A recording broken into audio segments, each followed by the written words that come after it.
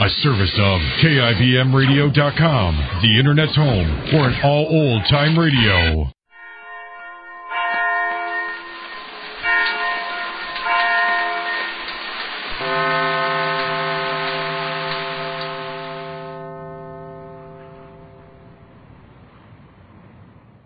The Jack Benny Program, presented by Lucky Strike.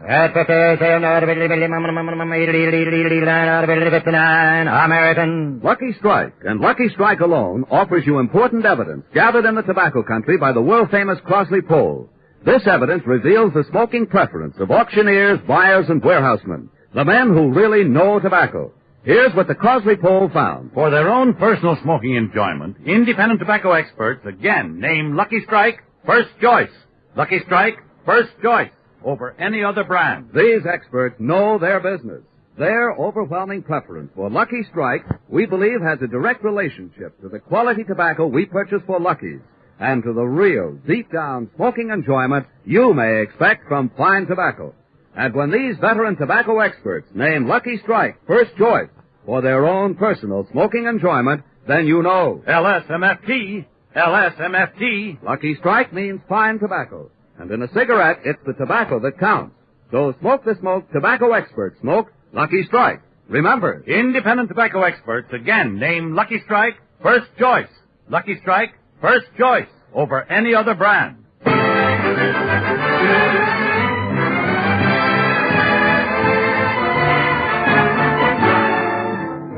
The Lucky Strike program starring Jack Benny with Mary Livingston, Phil Harris, Rochester, Dennis Day, and yours truly, Don Wilson.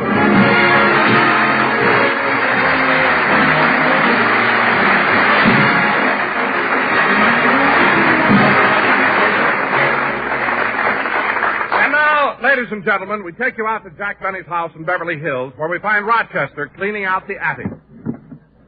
Well, I got all the magazines stacked up. Now I'll move this box over. Hello, what's this? I never saw these before. A bundle of Mr. Benny's old love letters. I wonder if I should... No, I'd be a heel if I read them. Well, what's the difference? Nobody will know I'm a heel but me. I ain't gonna tell anybody. I think I'll open this pink one first. Well, look at this. My darling Blossom Boy. I have been thinking of you all day. I still thrill to the memory of how you said goodnight to me and crushed me in your powerful arms. Powerful arms. That can't be the boss. I know how excited you must be about having been elected captain of our school football team. But I can't get over your reluctance to talk about it. You're so modest. Modest? That can't be the boss. We sure had fun celebrating your election at the ice cream parlor. And wasn't it lucky that I had my purse with me when you discovered you forgot your money? That's the boss. Thank you for inviting me to go to the junior prom with you on Friday night. But I'd better meet you on the corner. You see, Daddy is very angry with you, and in a way I don't blame him. I know that business is business, but why did you have to foreclose on our house? And another thing... Oh, Rochester, and when you finish up here in the attic, What are you doing with those old letters? I'm putting them away. Rochester, have you been reading my old love letters? Oh, no, boss, not me. Well, then put them away and straighten up this pile of books in the corner. Okay, Blossom Boy.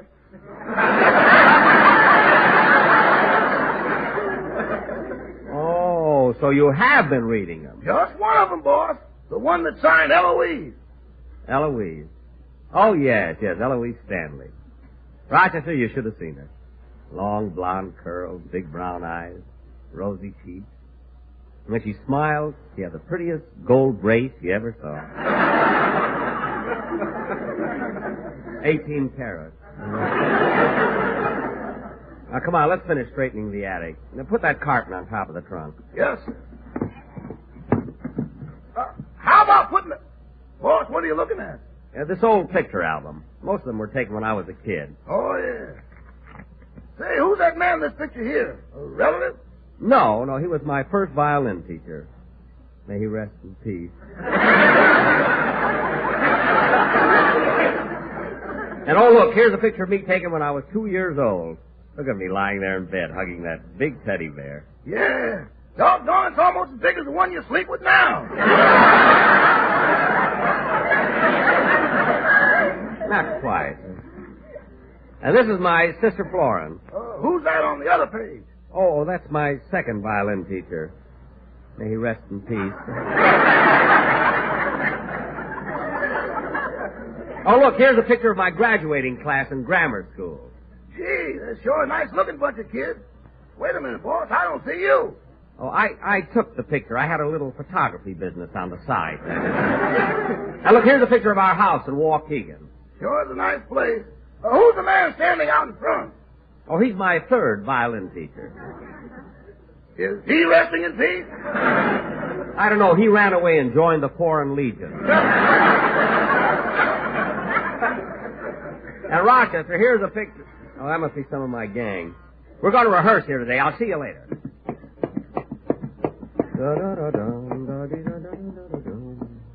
There was a boy. They used to call him Blossom Boy.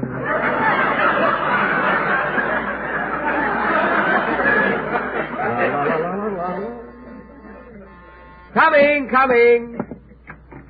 Oh, hello, Dennis. Hello, Mr. Benny.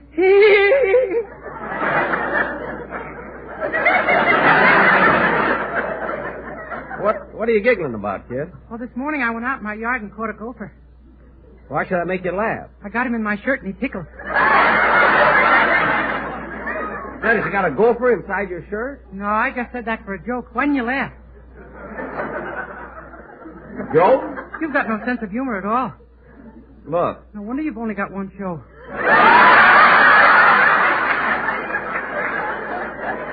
Listen, close the door and come inside, will you? Am I on time for rehearsal, Mr. Benny? You're the first one here. I asked you to come a little early on purpose. You received your new contract, Dennis. I mailed it to you last week. Oh, yes, Mr. Benny, but I didn't like it. What was wrong? There was 2 cents due on the postage. Well, your raise will take care of that. Oh. Anyway, I'm glad you received it. Did you sign the contract? Oh, I was going to, but it hasn't come back from the doctor yet. What? My mother knows how you like to hide closets, so she's having it x-rayed. Oh, your mother. She's never satisfied with anything. Oh, you're wrong about that. She liked the present I gave her this morning for Mother's Day. Say, today is Mother's Day. What'd you give your mother, Dennis? Oh, something she's always wanted. So I had them made for her. A set of dishes. And every dish is shaped like an L. Well, why would your mother want all her dishes L-shaped? When she throws them at my father in case she misses, they come back to her.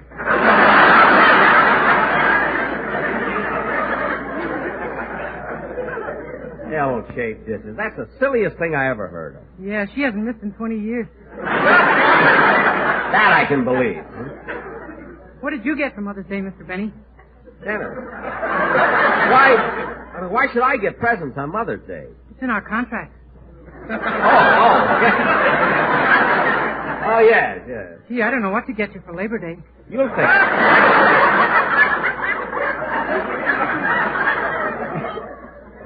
You'll think of something, Dennis. Now, Dennis, what song you got to do on the program this afternoon? Well, I thought I'd sing I'd Give $1 million tomorrow. Well, good. Now run over it once for me before the rest of the gang gets here for rehearsal. Yes, sir.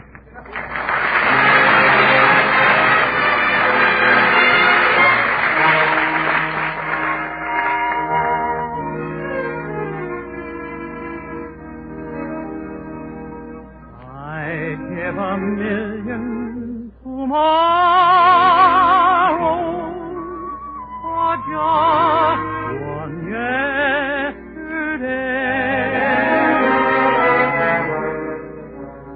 I'd give $1 million to hold you the same sweet tender way.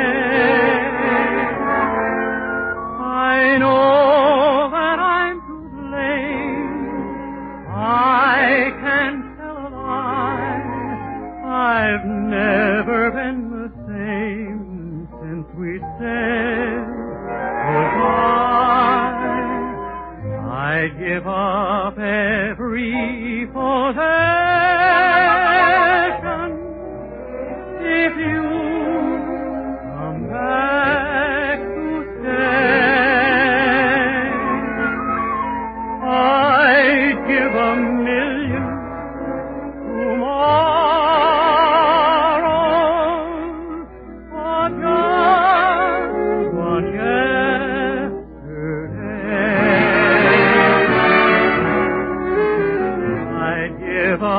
up every possession if you come back to stay. I'd give $1,000,000 tomorrow for just one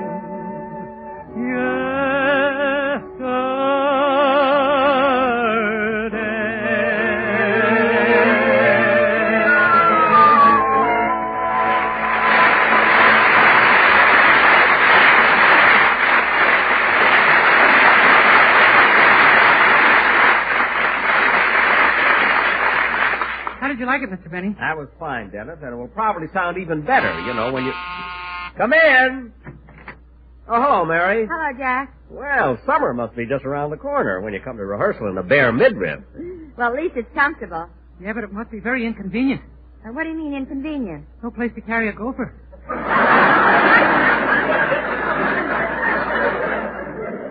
Dennis, I still. But Mary, I think those bare midriffs are a little immodest. Immodest? Why, everybody out here wears them. Well, my girlfriend Gladys doesn't. That's not modesty. She doesn't want to show her tattooing. Tattooing. One little battleship and you make a thing out of it. The only reason you girls dress like that is to attract attention. You should talk after what you did at the beach last Thursday. You should have seen him, Dennis. Oh, Mary, please. He put on a pair of flame-colored swimming trunks and shaved the hair on his chest to spell out Gorgeous George. Mary, I was only having a little fun. After all, you can't just... boss, hello, Miss Livingston. Hello, Mr. Day. Hello, Rochester. What is it, Rochester? I just finished cleaning the attic and I found your birth certificate. My birth certificate? Give me that. I'll be back in a minute, Mary. I'm going to put it down in my vault. Gee, Mr. Benny sure seemed upset about Rochester finding his birth certificate. Well, Dennis, that's understandable. You see, Mr. Benny is a big star, and people in the public eye must keep their private affairs a secret. I guess you're right. But how old do you think Mr. Benny is? I don't know, but when the Pilgrims landed on Plymouth Rock, the first words they heard were hello again. Say, Dennis, have you signed your new contract yet? No, my mother doesn't like some of the clauses. And besides, she thinks it ties me up for too long. Well, how many years does Jack want you to sign up for? It doesn't say. The clause just reads, for better, for worse, till death do us part.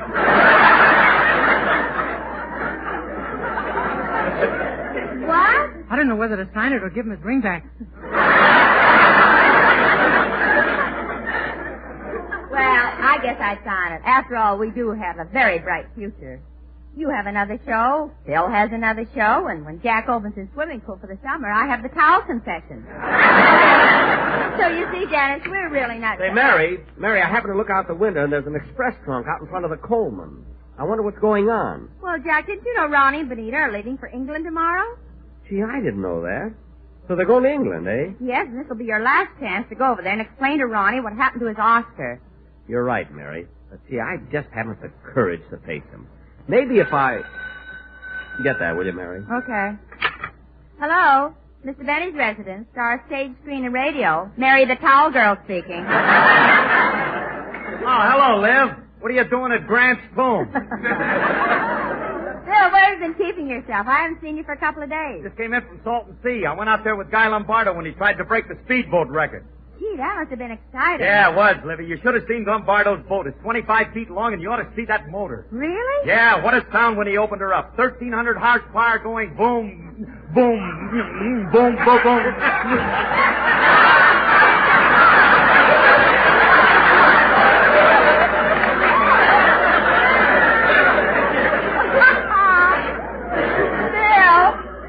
Phil, what'd you call for? Do you want to speak to Jack? Yeah. The queen bee in the hive. Oh, just a second. I'll call him. It's Phil, Jack. He wants to talk to you. Okay. Hello? Hiya, Dad. Hey, just called to tell you I'm going to be late for rehearsal. Late, why? Well, Sammy, my drummer, just got married, and he asked me to stand up for him. Well, I hope you made it.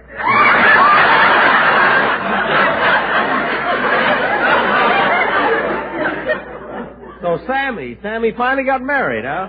Was it a nice wedding? Yeah, everything went along swell. Except that just 5 minutes ago, Sammy took a punch at Remley because he caught him kissing the bride. Well, Phil, at a wedding, you're supposed to kiss the bride. I know, but he caught Remley doing it last night.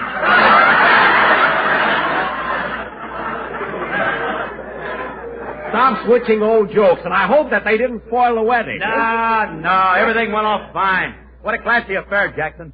The church was filled with flowers, everybody was dressed beautiful, then suddenly a hush fell on the crowd, and the bride and groom walked slowly down the aisle as the organ plays. That's what I like about the South. Oh, for heaven's sake. Phil, you mean to say the organ and the organ play, that's what I like about the South? Well, what did you expect at a wedding? Tiger rags? No, I guess not. Unless two tigers are getting married. Anyway, Phil, hurry over as soon as you can, will you? I'll be there. Goodbye, Dad. Goodbye. Phil's going to be a little late, kid, so as soon as Don comes, we'll start the rehearsal. Look, Jack, before we start, don't you think you ought to go over to Ronald Colman's house and apologize to him for losing his Oscar? Well, that can wait till next week. But he's leaving for England tomorrow. I can't help it. This whole thing was Colman's fault. Colman's fault? Certainly. This never would have happened if he hadn't won the Oscar in the first place. Believe me. Mr. Benny's right. Certainly. Mr. Colman should be smart and make pictures like The Horn Blows at Midnight. Darn tootin'. Anyway, Mary, it wasn't my fault that the Oscar was stolen from me. I know, Jack, but the least you can do is go over and explain the whole thing to him. Well, okay. I'll go over to the Colmans after rehearsal. Gee, I hope he's not too angry.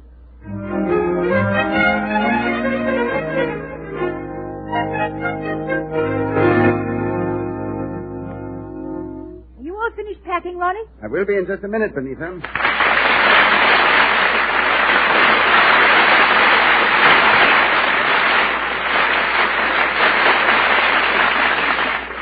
Dear darling, I'm really thrilled about our trip. Yes. Ah, to be in England now that James Mason's over here. Oh, Ronnie.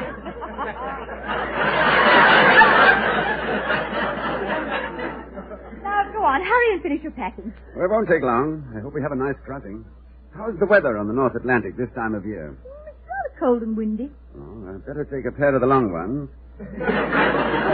Say, Benita, did you call the newspaper office and tell them to forward our copies to London? Oh, no, that'd be silly. They have all the news in the English papers. Well, they don't have Little Orphan Annie. Yes, they do. Only they call her their parentless Penelope. Good. Say, isn't it a shame you haven't got the Oscar to take to England with you? Oh, darling, please. My doctor told me not to discuss that. Well, don't give up hope yet. Why don't you go over and speak to Jack Denny? I mean, the Oscar must be around someplace. Things don't just disappear. Oh, they don't, eh? 9 years ago, a gas man went into Benny's house and hasn't been seen since.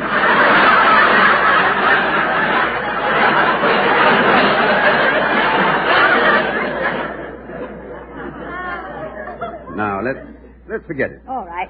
I'll help you finish packing. See, you'll want to take these shirts. Oh, Benita, careful. I'll pack those shirts myself. That's all right. I don't mind helping. Here, put them in, Ronnie! Look what fell from between these shirts! Your Oscar! Yes, so it is. Well, you certainly don't seem very surprised at finding it. Benita, let's finish the packing. There's something very peculiar going on. When did you get your Oscar back? Well, we'll discuss it on the boat, darling. We'll discuss it now. Tell me everything. All right, but I don't know all the details myself. I'll have our chauffeur tell you. Oh, Eddie, will you please come in here a moment? Ronnie, you've had the Oscar right in this house, and you let Jack Benny suffer all these weeks? Yes. Ha ha ha! Life can be beautiful.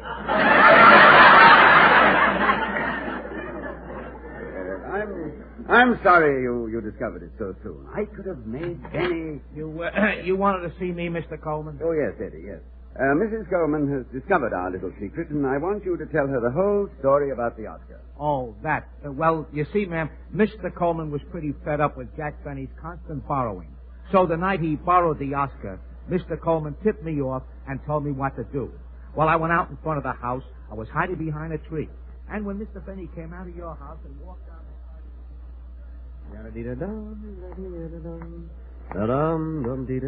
Hey, Bud. Huh? You got a match? Yes, I have one right here. Don't make a move. This is a stick-up. Mister, put down that gun. Shut up, I said this is a stick-up. Now, come on. Your money or your life?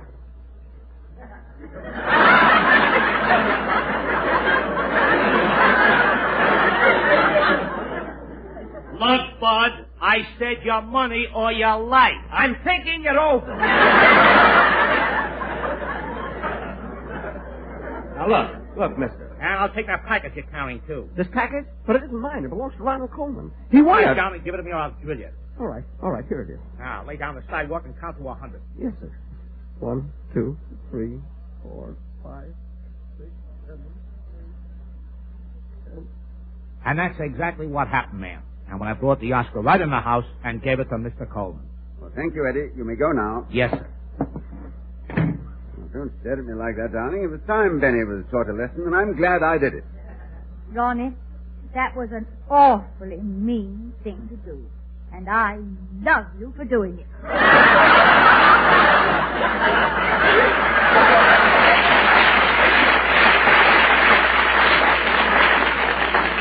Well, I'm glad you see it my way.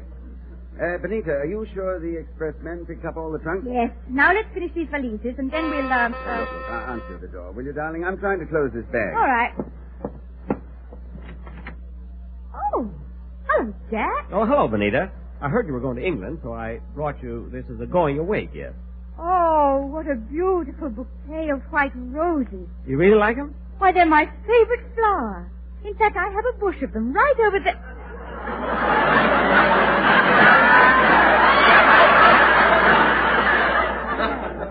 Funny, they were there this morning. Well, I was afraid that while you were in England, they might wither and die, you see.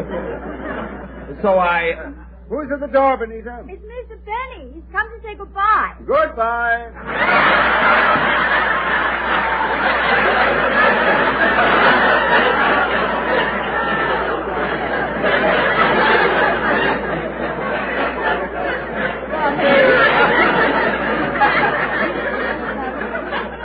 Come on in, Jack. Ronnie's in the other room.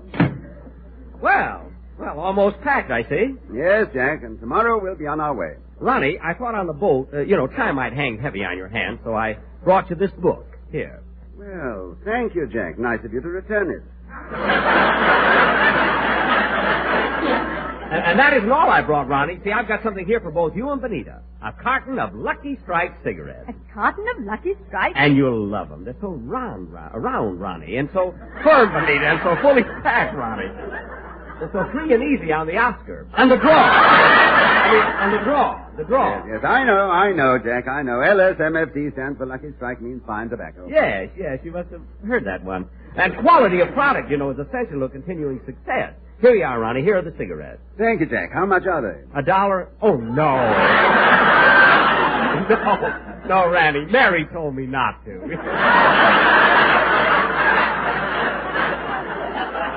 By the way, Benita, I want to give you a little advice. What's that, Jack? Well, while you're in England, if anyone wants to sell you any cashmere, tweeds, or woolen, grab them because they're a good buy. Goodbye. Goodbye. No.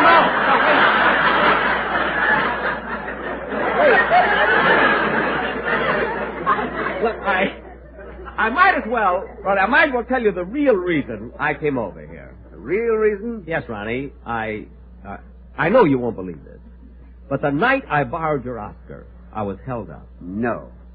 Cross my heart and hope my swimming pool loses money this summer. Now, Ronnie, after losing your Oscar, I was so embarrassed I did everything I could to avoid you. I was afraid you'd see me. I practically lived in hiding. Every Sunday I had to sneak out of my house down to NBC. Then after my broadcast, I'd sneak out of the studio. Well, didn't you always do that?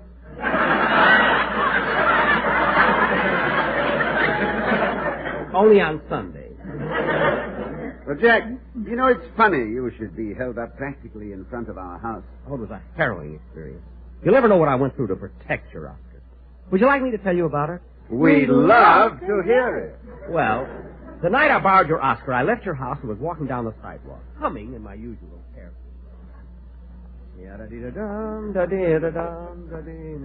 Hey, Bud. Huh? You got a match? Yes, I have one right here. Don't make a move. This is a stick-up. A stick-up? Put down that gun, or by heaven, I'll make you rue the day that you were born. Put it down, I say.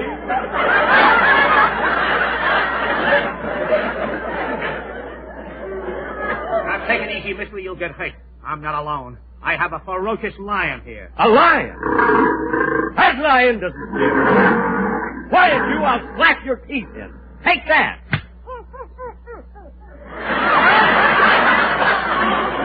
And now for you, tough guy. Mister, please don't hurt me. Hey, fellas, come here. Help! Why, you sniveling, white-livered, cringing coward. Take that. Hey, fellas, he knocked me down. Come on, help me.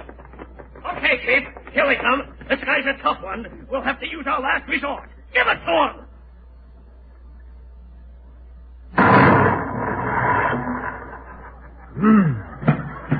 It was a long time coming, but...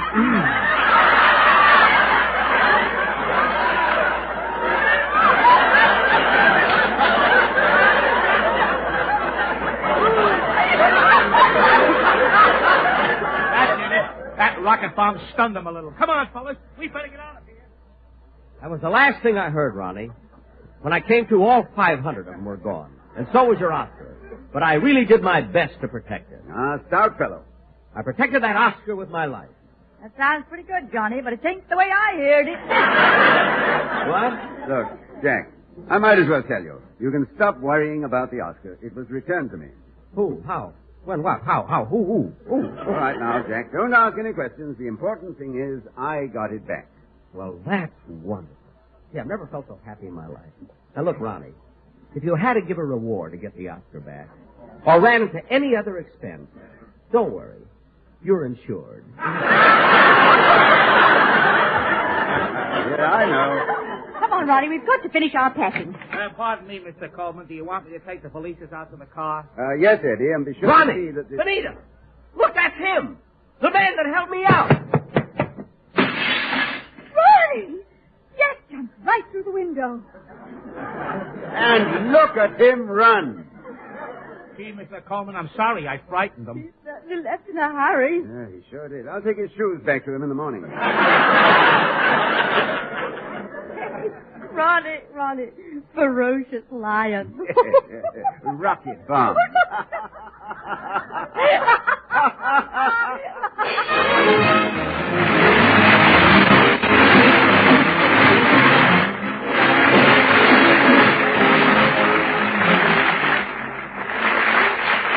Jack, we'll be back in just a minute, but first here's Basil Rysdale. Independent tobacco experts again name Lucky Strike first choice.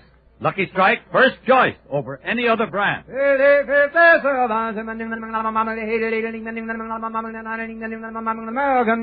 famous Crosley poll has just completed an impartial survey in 11 southern tobacco states.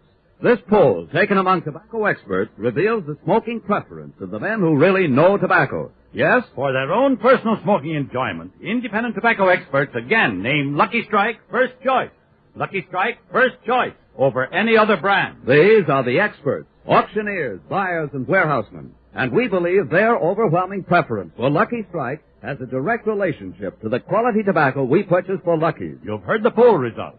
Now, listen to what Mr. Alexander Irvin, veteran warehouseman from North Carolina, recently said. For a good many seasons, I've seen the makers of Lucky Strike buy fine, ripe, mellow tobacco.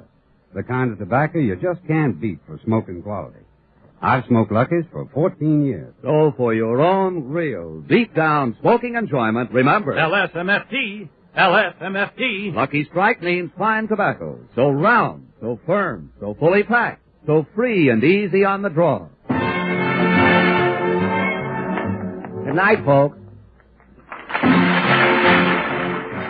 This is NBC, the National Broadcasting Company.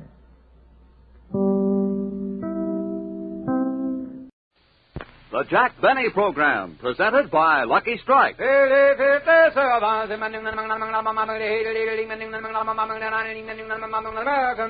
Lucky Strike, first again with Tobacco Men. First again with Tobacco Men. Lucky Strike. More independent tobacco experts smoke Lucky Strike regularly than the next two leading brands combined. There you have the findings of a recent impartial survey, which reveals the personal smoking preference of the men who really know tobacco. the auctioneers, buyers, and warehousemen. Yes, the survey shows... Lucky Strike, first again with tobacco men. First again with tobacco men. First again with the men who can see, the makers of Lucky Strike, consistently select and buy that fine, that light, that naturally mild tobacco. And when these experts smoke Lucky Strike for their own personal smoking enjoyment, then you know. LSMFT, LSMFT. Lucky Strike means fine tobacco. And in a cigarette, it's the tobacco that counts. So for your own real, deep-down smoking enjoyment, smoke the smoke tobacco experts smoke. Lucky Strike, first again with tobacco men.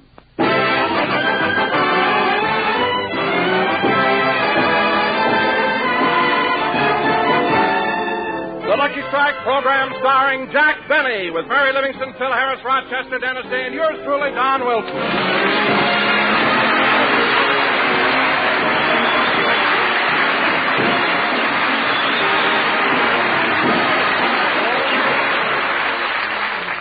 And now, ladies and gentlemen, it is my pleasure to present to you a man whose charm and personality have gained him millions of admirers. A man who's not only loved for his... Wait a minute, I must have the wrong script. This is introducing Robert Taylor. That's right, Don. Jack has gone away on a week's vacation, and Robert Taylor is taking his place. He should be here any minute. Robert Taylor? Oh, that's wonderful. But, Mary, I still can't get over Jack's just packing up and going away on a trip. Well, it's more than just a trip, Don. Jack is spending a glorious week in New York. What made him decide to go so suddenly? He wanted on the bride and groom program. The bride and groom program. Oh, you mean that our own little Jackie boy ran off and got married? Well, not exactly, Don, but Jack figured here was a way to get a trip for nothing, so he got someone to go through the ceremony with him. But what girl would go along with a gag like that? Mary, what are you laughing at? He couldn't get a girl, so he hired a man with a tuxedo, and Jack wore his Charlie's Aunt costume. With a veil yet. Well, Mary, if it was all a gag, why didn't he come to you with the idea? He did. That's why he wore the veil. I punched him in the nose. Anyway, Don, till Bob gets here, I think that we Hiya, Dante. Hello, Livy, you little May Company magnolia. Hello, Phil. Hey, Livy, where's Jackson? Jack won't be on the program today. Oh, he won't? What's wrong? Nothing's wrong. He just decided to take a vacation. He needed a rest. Well, it's his own fault. What? If Jackson had hired a truck instead of carrying his money to the bank, he wouldn't be so worn out. Now, Phil, Jack doesn't have that much money. He don't, huh? When Jackson goes to the bank to make a deposit, he's carrying so many bags, the teller puts on a red cap and meets him at the door. Phil. And then the vice president grabs a microphone and yells, "Leaving on track 5, another load for Fort Knox."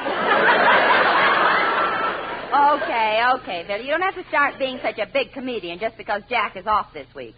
He got Robert Taylor to fill in for him. He got who? Robert Taylor. Oh, you mean Spangler Arlington Brew?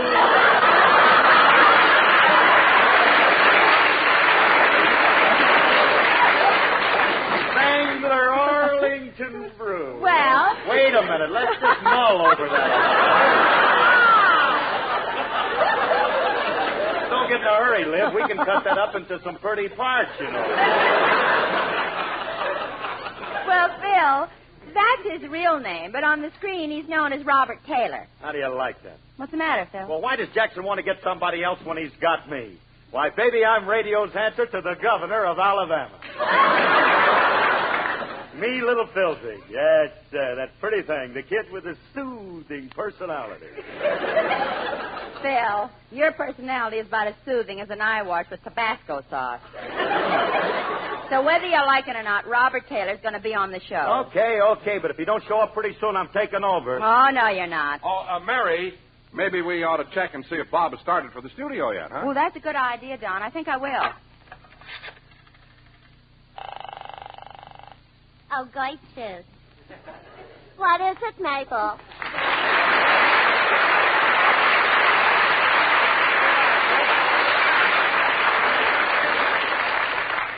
The line on your switchboard is flashing. I know. Then why don't you answer it? If I do, it'll stop flashing, and it's the only thing that ever winks at me. Well, then I'll answer it. Hello? Hello? Operator, this is Miss Livingston. Will you get me Robert Taylor's house? And please hurry because Mr. Taylor's going to take Mr. Spenny's place on the show today. One moment, please. What is it? It's nothing. It seems that Mr. Benny can't be on the show, so Robert Taylor's taken his... Robert Taylor! Mabel, snap your eyes back in. I can't. One of them is plugged into the switchboard.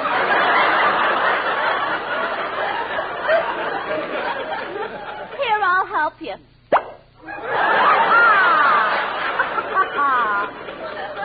Thanks.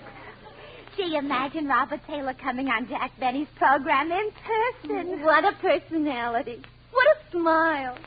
Oh, he's so tall and handsome and cute. Yeah. He's sort of a Phil Harris with brains.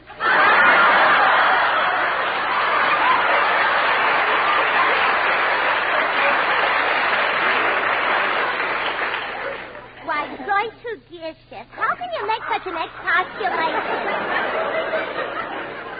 Phil Harris isn't even cute. Mabel Flapsaddle. Listen, let's give credit where credit is due. I'd say Phil Harris is cute. Cute. Take away Alice Faye, and what have you got? 180 pounds of ham hocks and turnip greens. Yeah, I wonder why Jack Benny isn't on the show. Do you suppose he's sick? Oh, he can't be. I saw him at the bank yesterday talking to a red cap.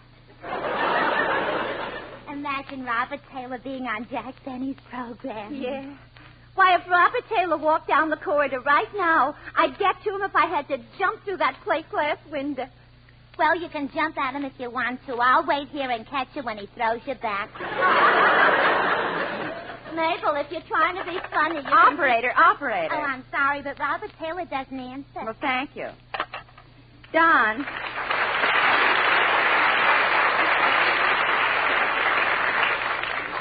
Don, Bob must be on his way over. I just called his house and he doesn't answer. In the meantime, Phil, maybe we ought to... Oh, that must be Bob now. Come in. Okay, where is he? Where is he? Well, wait a minute, mister. I don't know who you're looking for, but you must have the wrong place. No, I ain't. I'm looking for a guy named Benny. Look, Bob, we're doing a show here. Now, what do you want with Benny? I married him yesterday on Bride and Groom. What? Oh, you're the fella Jack hired to... Yeah, I want my dough. Dough? While the organ was playing Oh Promise Me, he promised me $10. $10?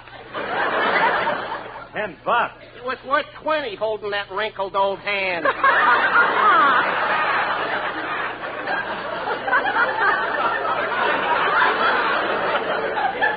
Well, I'm sorry, but Mr. Benny's out of town. He left right after the ceremony. Well, how do you like that? He goes on a honeymoon and leaves me here with my wife and kids. Oh, now, don't worry about it. Don't worry about it, fella. When Mr. Benny comes back, I'm sure he'll give you the $10. And 50 cents. He made me pay for the rice. Oh. Okay. Oh. Darn it, Benny.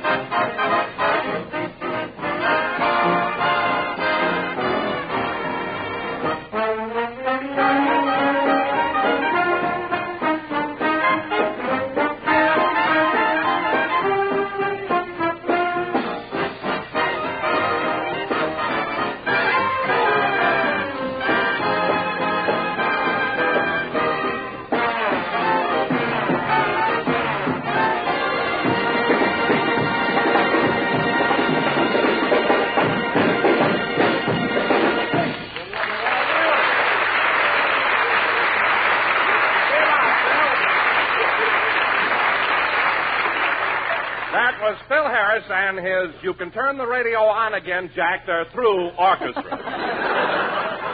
Say, Barry, when's Robert Taylor going to get here? As soon as the sound effect man knocks on the door. Thanks. Come in. Hello, everybody. I hope I'm not late. Hey, kids, look who's here, Robert Taylor.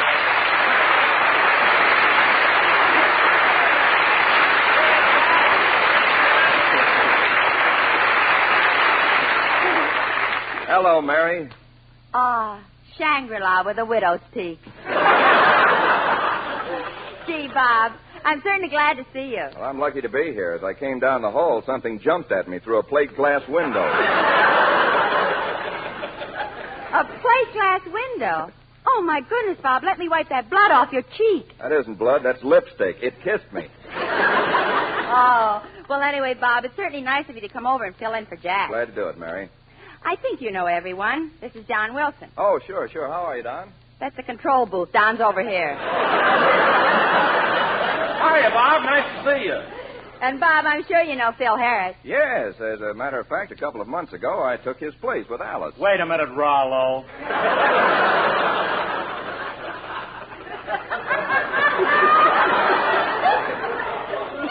Ain't nobody takes my place without him. Well, Phil, I didn't really mean that. I just meant that when you were in Denver, I took your place on the Fitch bandwagon. I know, but you wouldn't have been there if Alice hadn't have tricked me. Tricked you? Yeah, she told me she was hiring Spangler Arlington Brew. With a name like that, I thought it must be a ballet dancer.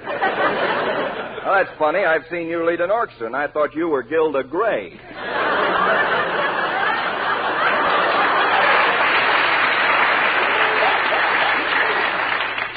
Fellas, don't argue. Jack won't like us. Oh, hello, Don. Hiya, Phil. Hello, Mary. Hello, Dennis. Gee, Mr. Benny, those must be wonderful vitamin pills you take. Dennis, that isn't Mr. Benny. It's Robert Taylor. Robert Taylor? Yes, I'm a ballet dancer. Dennis, this is Robert Taylor, the movie star. Gosh, Mr. Taylor, my mother's crazy about you. She even keeps your picture under the icebox. Under the icebox? She doesn't want my father to know she's got your picture. Oh. The other day, my father came into the kitchen, and oh, boy, did my mother think fast. She did, huh? Yeah, when my father said, "What are you doing with your head under the icebox?" she said, "I'm looking at the drip." Dennis!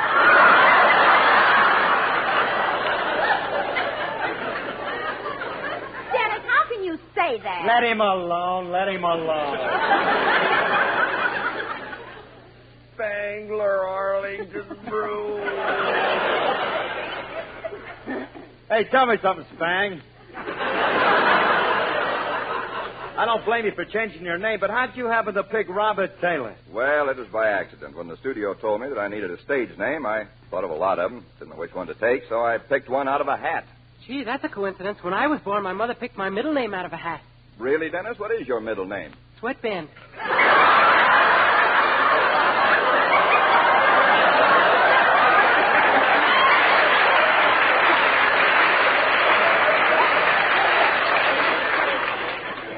Dennis, go sit down. Oh, Bob.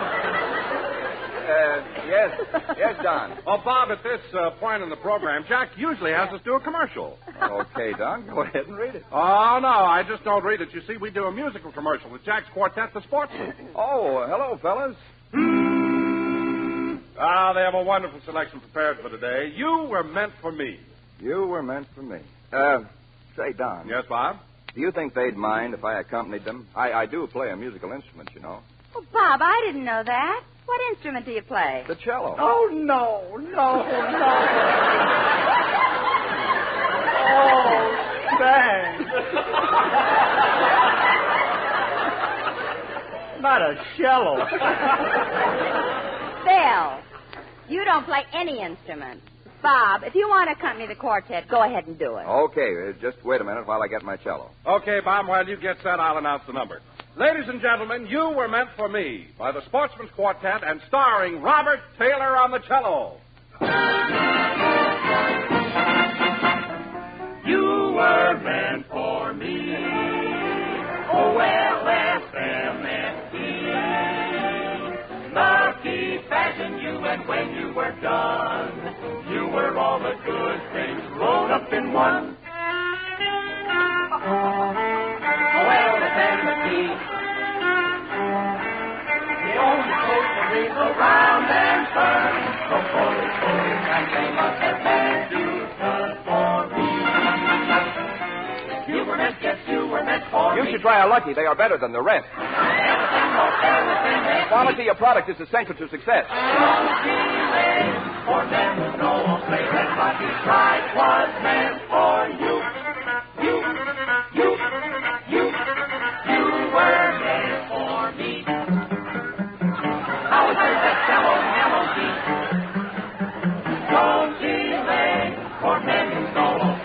Lucky Strike was meant for you.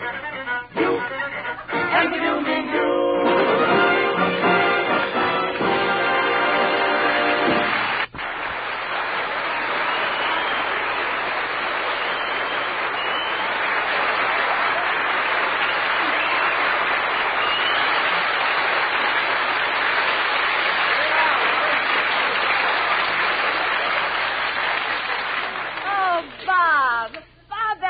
Wonderful. Thanks. But of all the musical instruments, how in the world do you ever pick on that one? Well, I had no choice. My mother had her mind made up. I had to be a cellist or else. Or else what? A ballet dancer. Well, Bob, I think it's wonderful. I think it'd be nice if everybody devoted a little time to music. I used to play a musical instrument. You did, Dennis? Yeah, but one day my mother got mad at my father and threw it at him, and it got smashed against the wall. Oh, that's too bad. What instrument was it? The piano.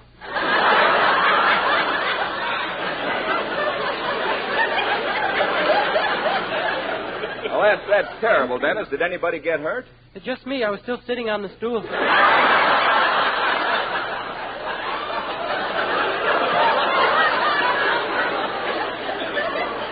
Dennis, why don't you go sit down and... I'll get it, Mary. Hello? Yes, operator, this is Robert Taylor. New York calling? Say, Mary, it must be Jack. Hello? Hello, Jack. How are you? I know this is long distance, but how much does it cost to say, how are you? What'd you call for? Not enough laughs on the program. Gee, I can't understand that. I'm really working hard. I've even got my coat off. My pants? I will not. What's that, Jack? You want to talk to Mary? Just a minute. Mary wants to talk to you. Oh, thanks, Bob. Hello, Jack. Where are you staying? Cherry Netherlands? Oh, that's good. What are you doing? Oh, having dinner in the bridal suite? What are you having? Oh, boiled rice.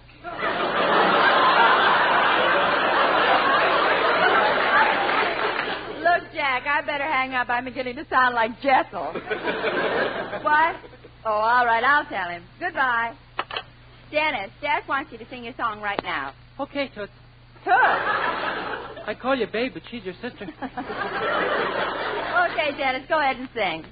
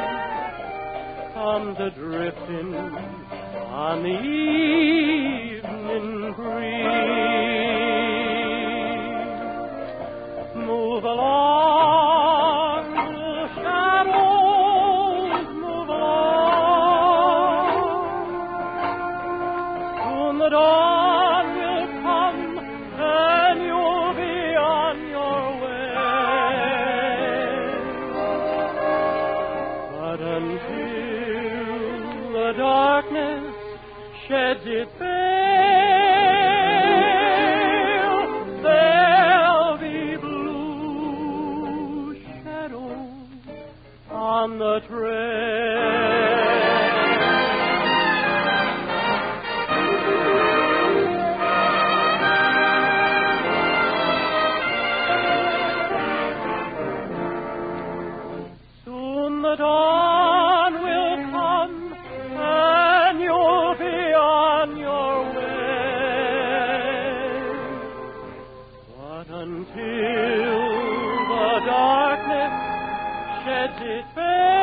veil,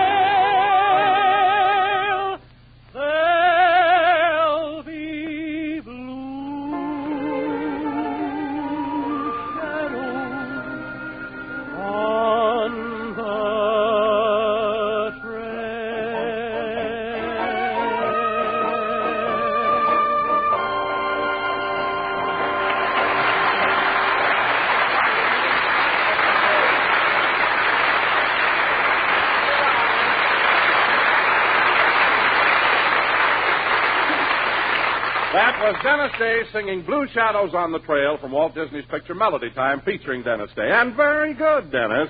Dennis who? Dennis Sweatband. Dennis, why don't you stop being so... Come in. How do you do? My name is Nelson. I'm a photographer, and I was asked to come over here and take some pictures. They'll appear in the 5 magazines I work for. 5 magazines? What are they? Peek, Pick, Click, Look, and Schnook. Well, Mr. Nelson, if you're going to take pictures, you better get started. Very well. I'll set up my equipment. Hey, Nelson, is that little black box your camera? No, it's my darkroom. I've got 2 midgets working in there. Midgets? Yes, they're half Nelson. Aren't you glad you asked? And now for the pictures. I'll take Curly first. Are you ready? Anytime you are. How do you want me, profile or full? If I'd have wanted you full, I'd have caught you last night.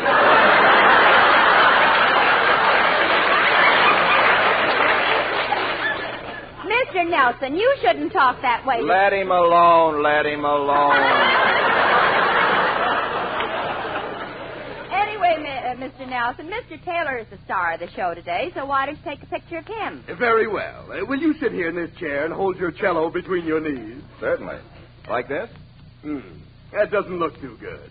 Lean the cello on your right knee. No. I'm trying to get something that shows you're a great athlete, but I can't seem to get it with a cello.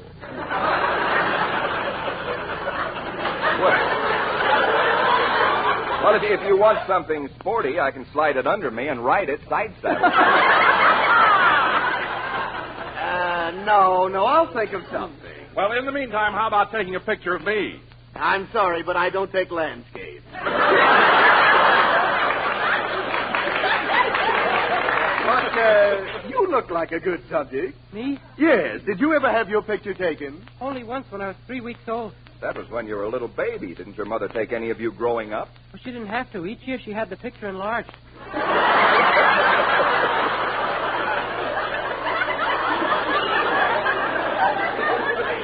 Enlarged? In my last picture, I'm 9 feet tall with a diaper on.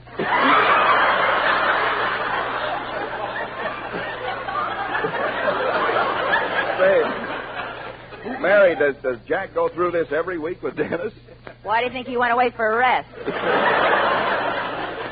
Mr. Nelson, what about the picture? Yeah, I'll do it right now. Come here, young man. Now, you stand right over here. Here? Yes, now hold it. What? Hold it.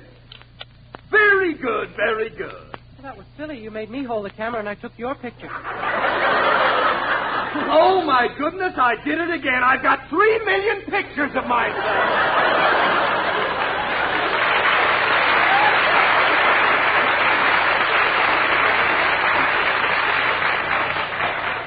Well, Mr. Nelson, let's get the pictures over with so it...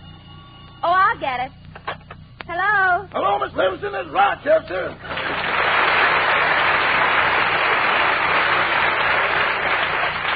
Oh, hello, Rochester. How are you? Oh, I feel all right now, but 2 days ago I didn't feel so good. Oh, that's too bad. But Mr. Benny sure was considerate. He was? Yeah, while I was dusting the house, Mr. Benny came over and said, Rochester, you don't look so good.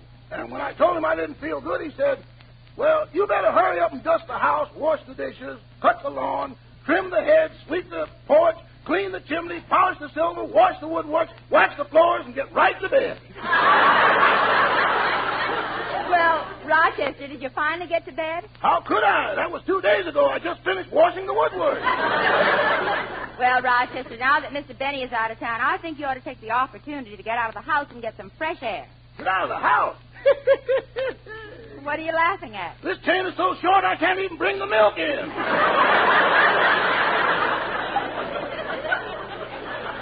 Oh, Rochester, you're just making up jokes. Would I have called you if I had straight lines? I thought so. Well, what did you call for? I'd like to talk to Mr. Taylor. Oh, just a minute. I'll call him. Oh, Bob, Rochester wants to talk to you. Okay. Hello, Rochester. What is it? Oh, Mr. Taylor, since you're going to be eating here for the next few days, what time would you like to have your dinner? Well, would 7 o'clock be all right? Yeah, that'll be okay. And, Rochester, I'd like to have steak, potatoes, and peas. I'm sorry, Mr. Taylor. I read the contract Mr. Benny gave you, and steak ain't on it.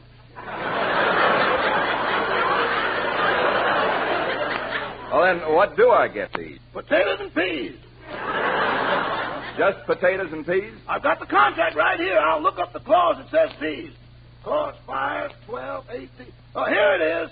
27. Is that the number of the clause? No, that's the number of peas. Oh, well, Rochester, what do I get for dessert? What? Dessert. Dessert? Yeah, that's something extra that's added to top off your dinner. Well, when did they start that? A couple of weeks ago. Well, anyway, Rochester, as long as it's only for a few days, just give me what's in the contract. Okay, and Mr. Taylor, what time do you think you want to go to bed? I'll sit up and listen to the radio for a while. Probably go to bed about 11. Good. That'll give me plenty of time to lay out your pajamas and ballet slippers. Thank you, Rochester. I'll see you in a little while. Goodbye. Goodbye.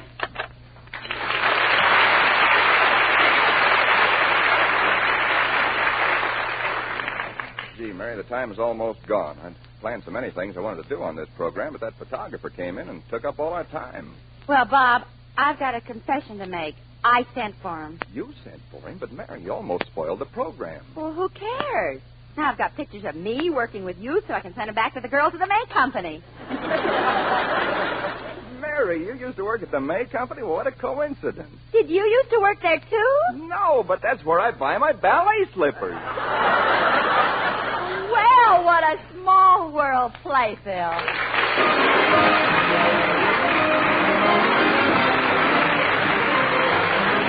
Mary and Bob will be back in just a minute, but first, here's Basil Rysdale. Lucky Strike, first again with Tobacco Man. American. First again with Tobacco Man, Lucky Strike. As a recent impartial survey reveals, more independent tobacco experts smoke Lucky Strike regularly than the next two leading brands combined. Lucky Strike, first again with Tobacco Man. Remember, these are the experts, the men who really know tobacco. And more independent tobacco experts smoke Lucky Strike regularly than the next two leading brands combined. You've heard the survey results. Now, listen to what Mr. George Alfred Webster, veteran tobacco warehouseman, recently said. At market after market, I've seen the makers of Lucky Strike buy fine, light, mild tobacco. Tobacco that makes a grand smoke. I've smoked Lucky's 29 years. So light up a Lucky. Light up a really fine cigarette, and puff by puff, you'll see. LSMFT.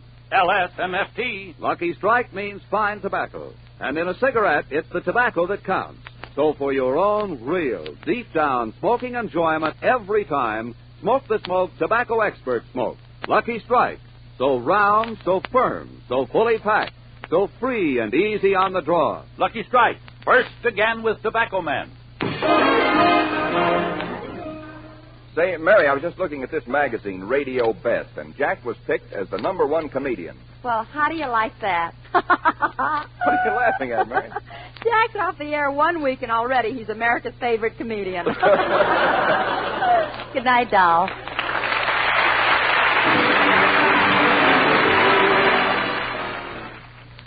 This is NBC, the national broadcasting company.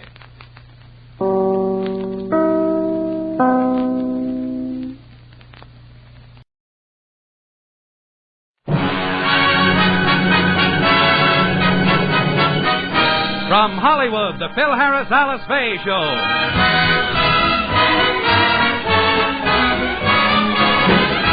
For your enjoyment, here is the Phil Harris Alice Faye Show. Written by Ray Singer and Dick Chevrolet, with Elliot Lewis, Walter Tetley, Robert North, Janine Roos, Ann Whitfield, Walter Sharp in his music, yours truly, Bill Foreman, and starring Alice Faye and Phil Harris.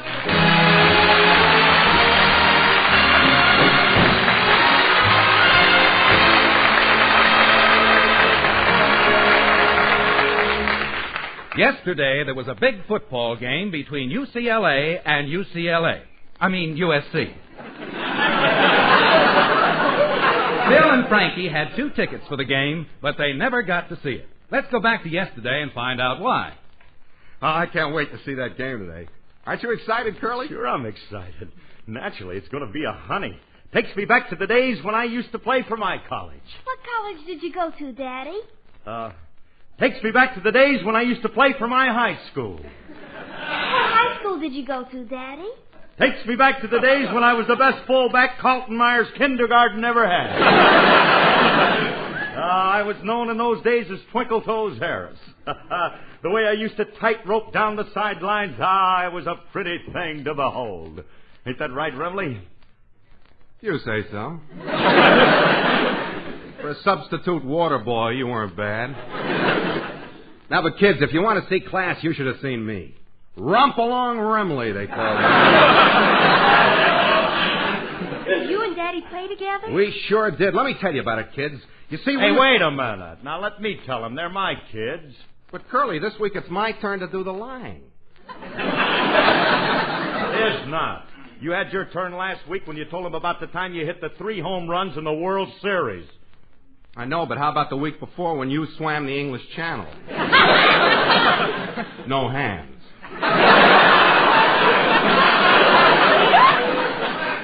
We don't care who tells us, but one of you start talking, and this time, make it good. Yeah. Last week it was so corny we had a tough time keeping a straight face. Don't worry, this is going to be a good one.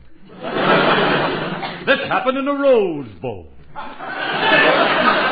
The opposing team kicked off. Frankie and I stood on the goal line waiting to receive the ball. Frankie caught it, handed it off to me, and I started up the field. Curly. 10 yards, 20 yards. I stiff-armed one player. Curly. Sidestepped 2 others and continued past the midfield stripe. 3 tacklers converged on me, but I bowled them over. Curly. Continued down the field. I got on to the 30, to the 20, the 10. 4 tacklers jumped on me, but I carried them over the goal line to score the winning touchdown. Curly. What do you want? You'll have to come back. I forgot to hand you the ball.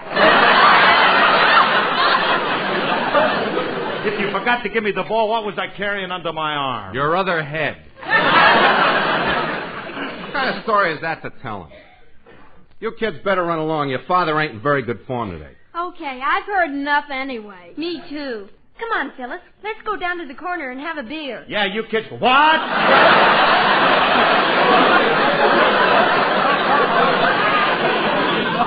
You're going down to the corner for a what? A root beer. See you later, Daddy.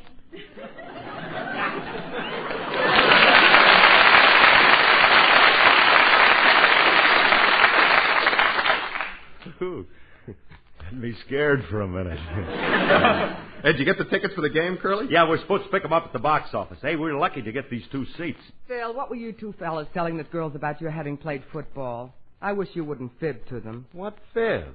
We did play football, didn't we, Frankie? Of course we did. I'll never forget the time I started in the Rose Bowl at Pasadena. It was on New Year's Day, and I zigzagged all over the field avoiding tacklers. Is that right, Curly? Yeah, with a few corrections.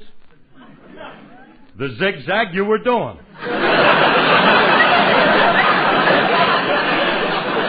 But it wasn't New Year's Day, it was New Year's Eve.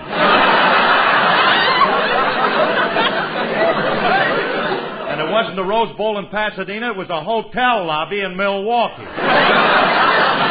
And the only guy trying to tackle you was the house detective. Hey, Alice, he wasn't the star of that game, I was. Which game? The one in Pasadena or the one in Milwaukee? The one in Pasadena. That was that day I made them 12 touchdowns. They couldn't lay a hand on me, and small wonder. In those days, I had the speed and grace of a gazelle. Gazelle, you say?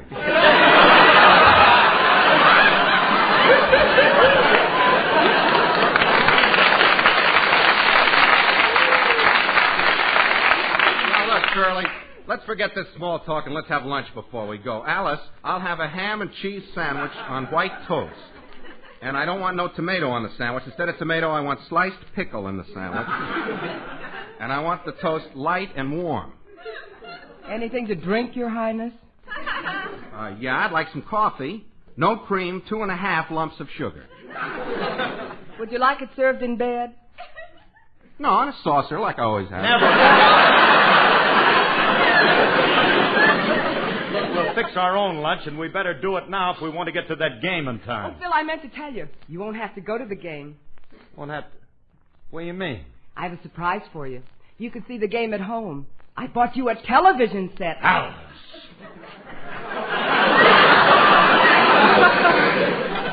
I told you never to mention that word in my house.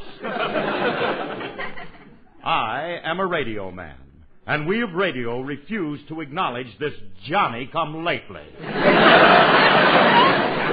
Bill, television is a wonderful form of entertainment, and it's here to stay. Bah, humbug, and balderdash. And if you needed a dash of poppycock, too. Gee whiz, entertainment, she says. It's nothing but stereoptic and slides with the shakes. How would you know? You never gave television a fair trial. No, but I've given the shakes a test. When TV first came out, we had a set here for a full evening, and what did they show? Puppets, wrestling, old cowboy pictures. And beautiful dames with low-cut gowns. Yeah, beautiful dames with What kind of a set you got, Clyde?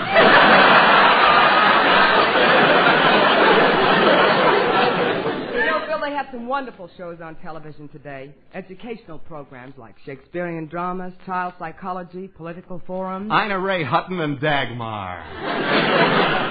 They're educational. Depends on what you're studying. Bill, why are you so dead set against television? Well, I don't think it's ready yet. Let's face it, Curly. You're just sore because you can't get a job in the media. Nobody wants you on television. What does that prove? Nobody wants me on radio either, but I'm on it. I think I could have picked a better way to prove my point. Hey, where's the set, honey? Well, I sent Willie out to buy one. He's such a shrewd shopper. I think you'll change your mind when you watch some of the programs, Phil. All right, so I'll give it another chance. Hey, Remley. Yeah? Call the Coliseum and cancel our tickets. Okay. Honey, I know you'll like television once you get used to it. There are some wonderful artists on television. Good comics, dramatic stars, and some of the female singers are beautiful. Beautiful? Are you kidding, honey? They won't see anything until they've seen you. Oh. That's when they're going to see it. Because you're my idea of a beautiful singer. Oh, thank you, dear. Wait a minute. What are you leading up to? The same thing you're leading up to, your song. Thank you, dear.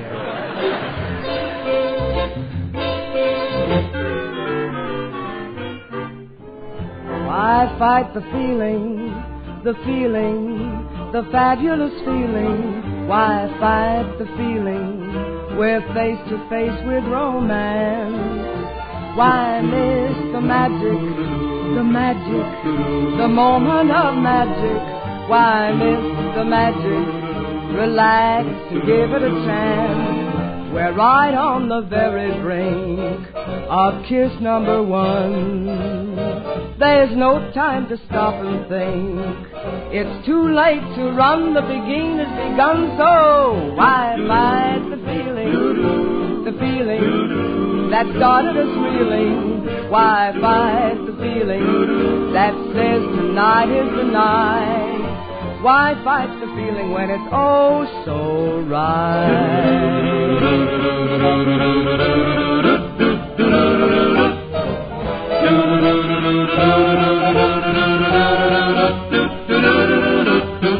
Why fight the feeling, the fabulous feeling? Why fight the feeling? Relax and give it a chance. We're right on the very brink of kiss number one. There's no time to stop and think. It's too late to run, the beginning has begun, so why fight the feeling that started us reeling? Why fight the feeling that says tonight is the night? Why fight the feeling when it's oh so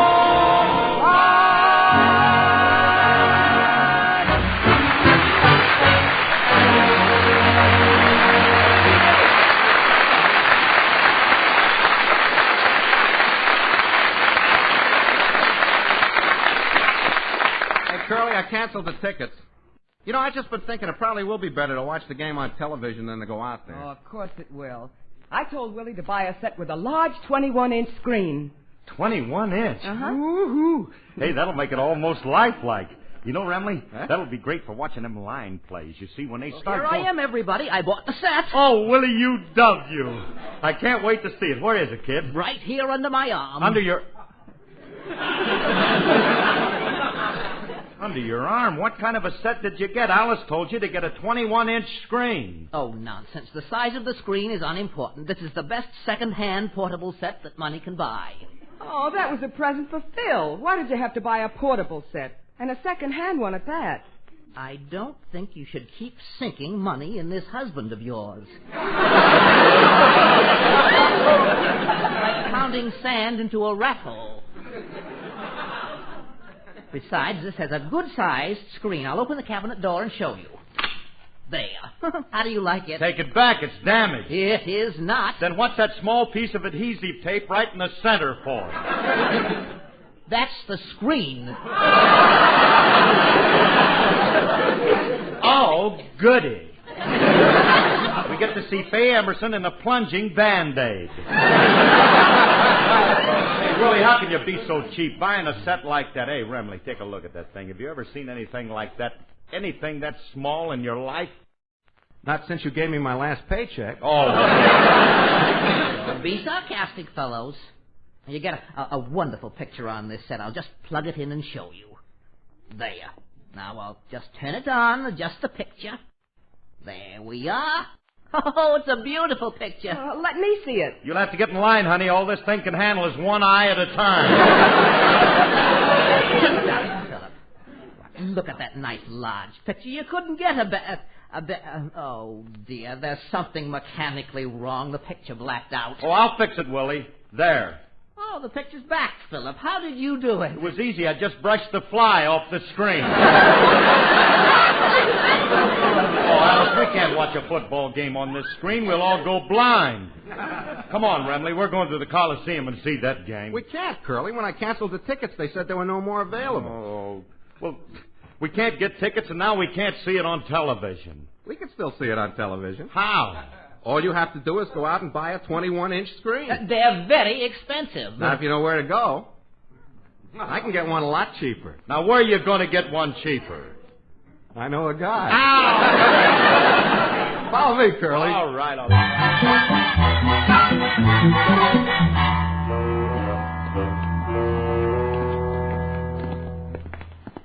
Well, here we are, Curly. Just wait till you see my friend's merchandise. This is one of the swankiest house furnishing stores in the city. Yeah, nice location, too. Right next door to the city dump. It's ideal. Gives them a chance to pick up a lot of unusual items. Sounds like an enterprising fellow. Oh, he is. Where do you meet him? Hi, Grogan. Well, Frankie, hiya, pal. You too, Harris. Good to see you. Now, wait a minute. Hey, Bud, ain't you the guy who was in the counterfeiting business and wanted to sponsor me on the air? The same. I hated to give that business up, but I had to. The government complained. Oh, I can't imagine why. Jealousy. I was turning out better stuff than they were. I made a $5 bill that was a doll. Your money was that good, huh? Well, I ain't one to brag, but once the banks handled my stuff, they refused to carry that inferior merchandise the Treasury was handing out. It was only a question of time before the government went bankrupt, so being a good American, I stepped out. That was a patriotic gesture. Yeah. Harry was very grateful. Gave me a presidential citation and an autographed record of Margaret singing The Thing.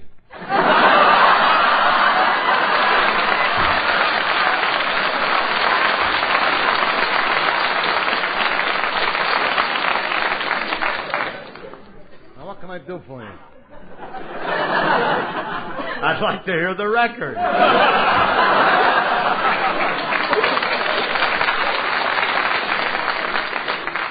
Hey, look, Grogan, I want to buy something, but before I do, are you sure that this is a legitimate business? Well, naturally, this is a legitimate business.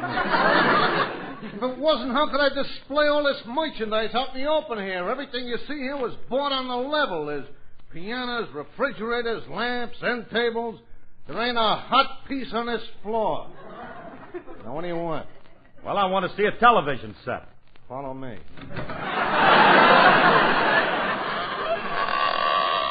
Wait, what are you doing? Opening the trap door to the hot goods department. Come on. Now, wait a minute. You might as well hold it because I ain't buying those stolen goods. Mr. Harris, I resent your straight-laced attitude. I do business with all the big stars, and I got some wonderful sense. Well, I got to admit that you do have some beautiful merchandise. That's a nice-looking set over there. Well, it should be. It was custom-made for Bing Crosby. How'd you get it? Well, me and a couple of friends, we were visiting Bing one night. I casually mentioned, that's a lovely set you got there. I'd like to have one like it. Bing said, if you want the set, take it. Bing told you to take it just like that? Yeah. It's amazing, isn't it? Two guys with me were so surprised they almost dropped their guns.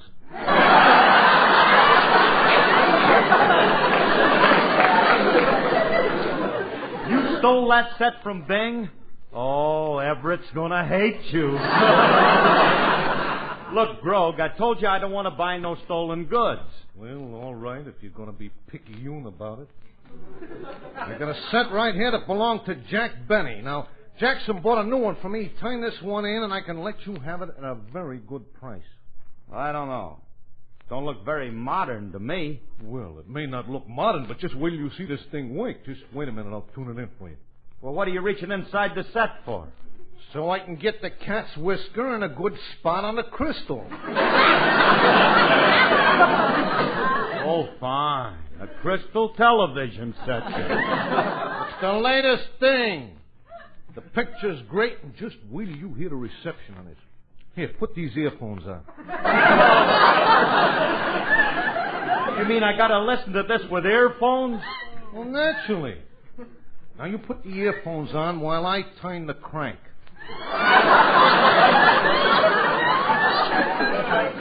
What's the crank for? You want the pictures to move, don't you?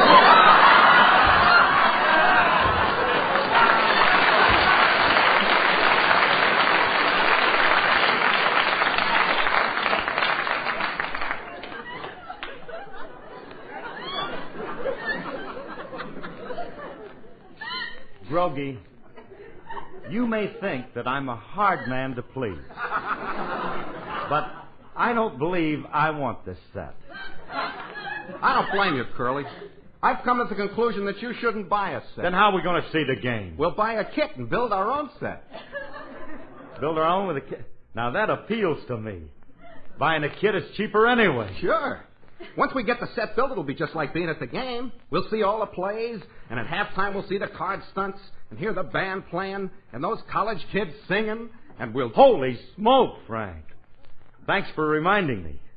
Of what? I haven't sung yet. What's that? Automatic pitch pipe. Uh-huh. There's them that does and them that don't and them that says they will but won't. So if Satan tempts you, hold on tight, 'cause you can't do wrong doing right. There's them that shall and them that shan't and them that wish they could but can't. But it's them that does that sees the light, 'cause you can't do wrong doing right. Look at that gal Delilah. She had 'em all in a spin. She clipped the mighty Samson, but she got caught when her house fell in. So you see there's got to be just one road for you and me. Let old Satan know he lost the fight, 'cause you can't do wrong doing right.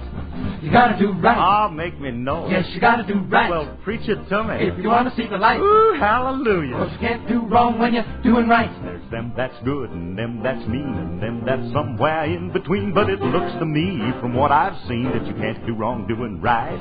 There's them them that's meek and them that's bold. Now don't ask me, but I've been told it's the meat that plays them hops of gold. 'Cause you can't do wrong doing right. Now look at old Big Goliath, bragging about his size, picking on little David.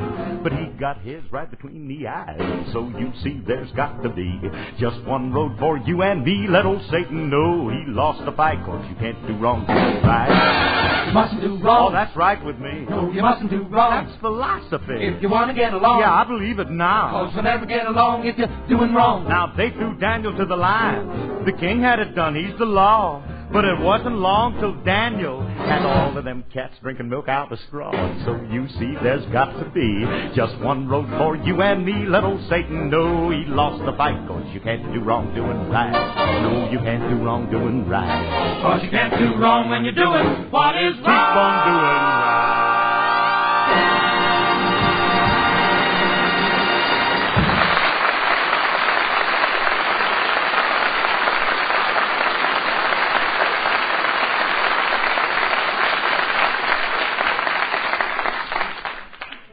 Fellas, do you mean you're going to try to build your own television set out of that kit?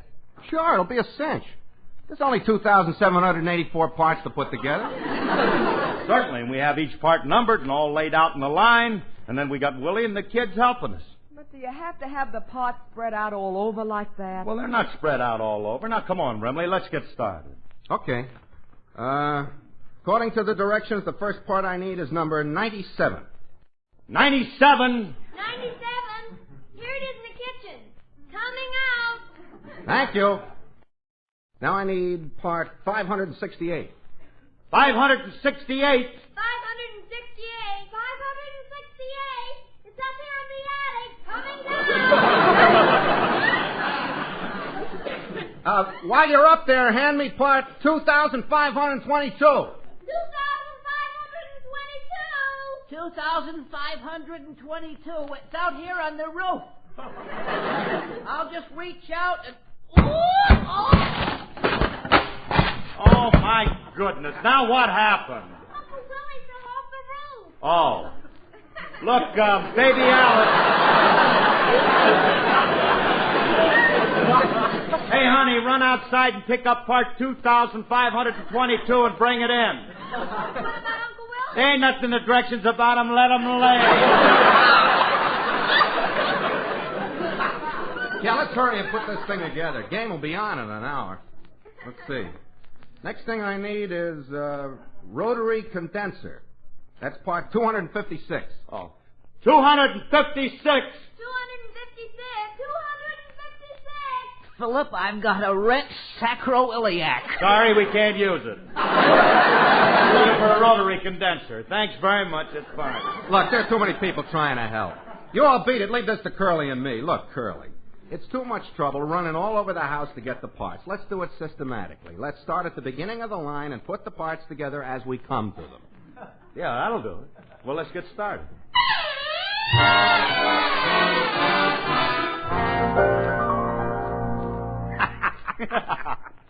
We did it, Curly. We did it. Sure we did. Alice thought we couldn't. Silly girl. There ain't nothing we can't do. Just look at it. Yeah. That's what I call a television set. Oh, ain't it a dandy? Oh, man. She's a little spread out, but look at that cabinet we made. Yeah. Ain't that a thing of beauty? You see that slanted top? That gives it that streamlined effect. Hey, I'm bringing the groceries. Hey, fellas, what's the idea of bringing that little house inside? Look, Julius. Why don't you leave it out in back of the big house where it belongs?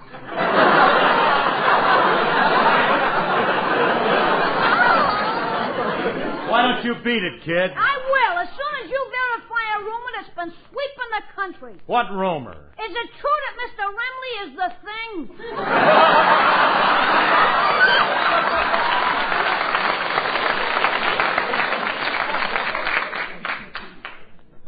No. No, he ain't. Now get lost while we try this television set that we just made. He's made a television set? Gee, there ain't nothing you guys can't do once the two of you put your mind to it. You mean our minds? Plural. I mean your mind. Singular. You jerks ain't got enough brains to fill up 2 heads.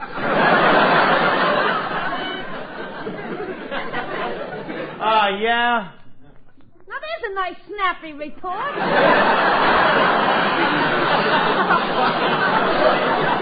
Look, kid, I'll have you know we did a great job on this set. We haven't tried it yet, but I'll guarantee it'll work. This I gotta see. Okay, this you're gonna see.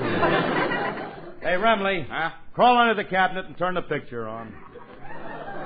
You got the controls under the set? That's so the kids can't mess around with it. Okay, the set's on, Curly, and it's working great. How can you tell? You got the screen under the set, too? Of course not. Well, where have you got it? I'm anxious to see it. Look, if you'll just step in the kitchen, I'll show you the clearest picture you ever saw. How's the sound, Curly? I don't know. I'll go in the dining room and listen. You got the controls in the den, the picture in the kitchen, and the sound in the dining room? Fellas, I don't like to be inquisitive, but what's in the bathroom? Alice,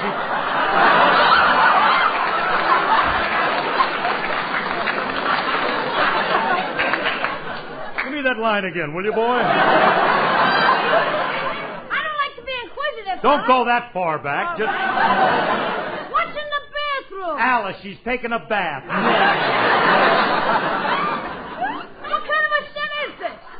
You got the controls in the den, the picture in the kitchen, the sound in the dining room. How can you turn it on, see it, and hear it at the same time? Gotta be fast on your feet, kid.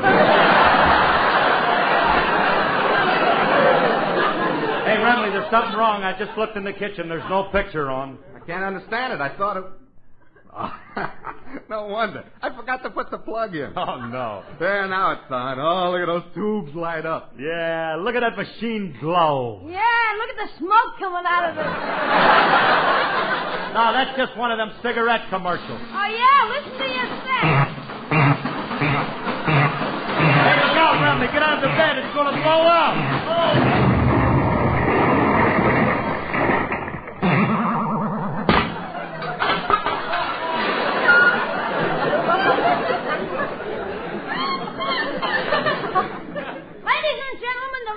Program will be broadcast on the open air. You guys outdid yourselves this time. Oh, keep quiet, kid. I'm lucky I'm in one piece. Curly, you okay? Oh. Curly, speak to me. Say something. Is there anything I can do for you, pal? Yeah, hand me part 822. What's that? My nose. It must be around here someplace.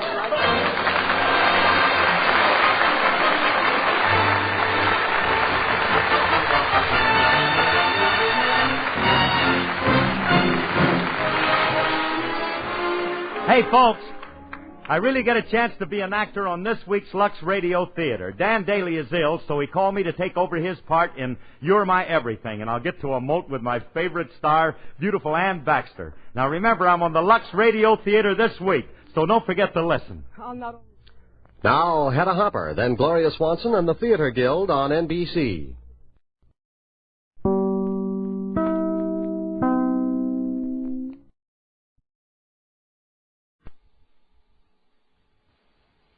For Swan Soap, it's Bob Hope.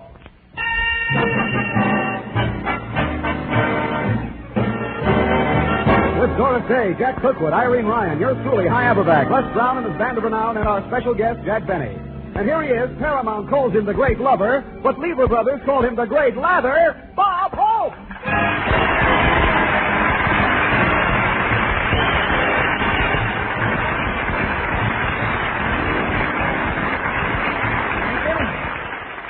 How do you do, ladies and gentlemen? This is Bob Cook, Mrs. Coming Hope, telling all you people that you and Swan Soap ought to get chummy. It's a soap that's good for brother, sister, dad, and mummy.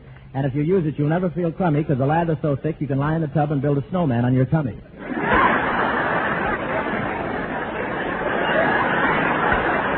It's fun. I tried it. Well, I just got back from Texas. It was wonderful to be down in that Texas sunshine where men are men and women are women, especially after California where it's so smoggy you just have to guess.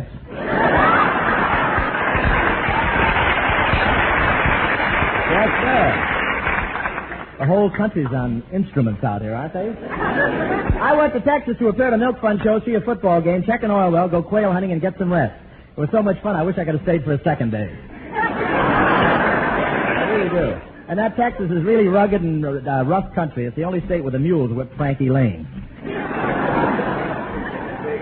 Eamon Carter gave me a cowboy hat for Phil Harris, a 20-gallon hat.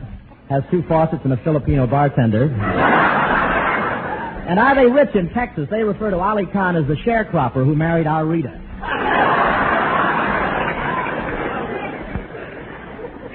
Rita's husband, Ali Khan, was down in Texas, too. He's trying to strike a midget gusher that will produce baby oil. You know, sweet joke, huh? And they don't have house detectives in the hotels down there. It's just a big sign of the transom. Remember, the eyes of Texas are upon you. And over the weekend, I saw the Notre Dame SMU football classic. There was a game. What weaving, bobbing, ducking, and squirming. Then just when I get under the fence, they made me go outside and buy a ticket. When I walked in the stadium, they really rolled out the red carpet. I was wearing my low-cut polo shirt, and they thought I was Princess Margaret.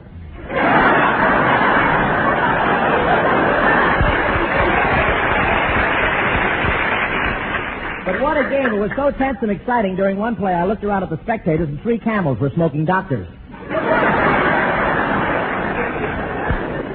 What a battle. I can't describe how exciting it was, but there was a Chesterfield billboard that went into the stadium, and before the first quarter was over, Arthur Godfrey ran out of cigarettes. Most of the Texas boys are farmers, too, you know. In one play, the SMU quarterback put his hand down to the center to get the ball. The center grabbed his fingers, and before they could stop him, he got 3 quarts of milk.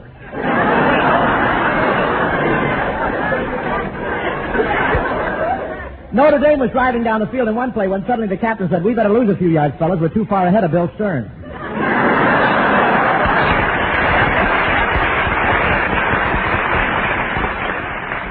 Bill Stern, that's the Laurence Olivier of the sports announcers. When SMU drove down to Notre Dame's goal line, he made it sound so dramatic that a posse rode in from Houston. They thought it was another attack on the Alamo. And in honor of my latest picture, there were signs all over Fort Worth saying, "The Great Lover is coming." When I got off the plane, somebody said, "Is that the Great Lover?" I thought Alvin Barkley was a much younger man.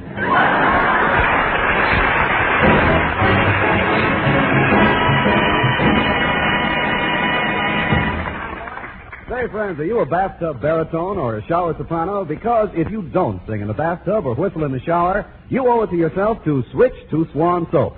For Swan's wonderful free sudsing action really makes you want to sing when you bathe. Out of sheer delight. Almost the minute it touches water, this miracle all-purpose floating soap churns up a mountain of suds that rinses away dirt and dust like magic, soothes your tender skin, and leaves you feeling as refreshed and relaxed as a soft breeze on a summer's day.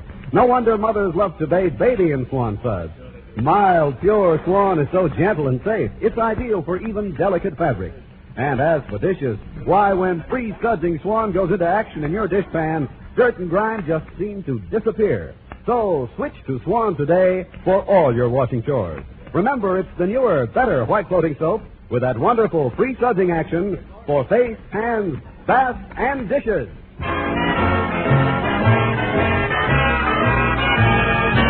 That's Les Brown and his band, ladies and gentlemen. You know, Capitol Records has just released a platter of this number by Maggie Whiting and yours truly. And here now to give it the Swan touch is our Doris Day, ladies and gentlemen.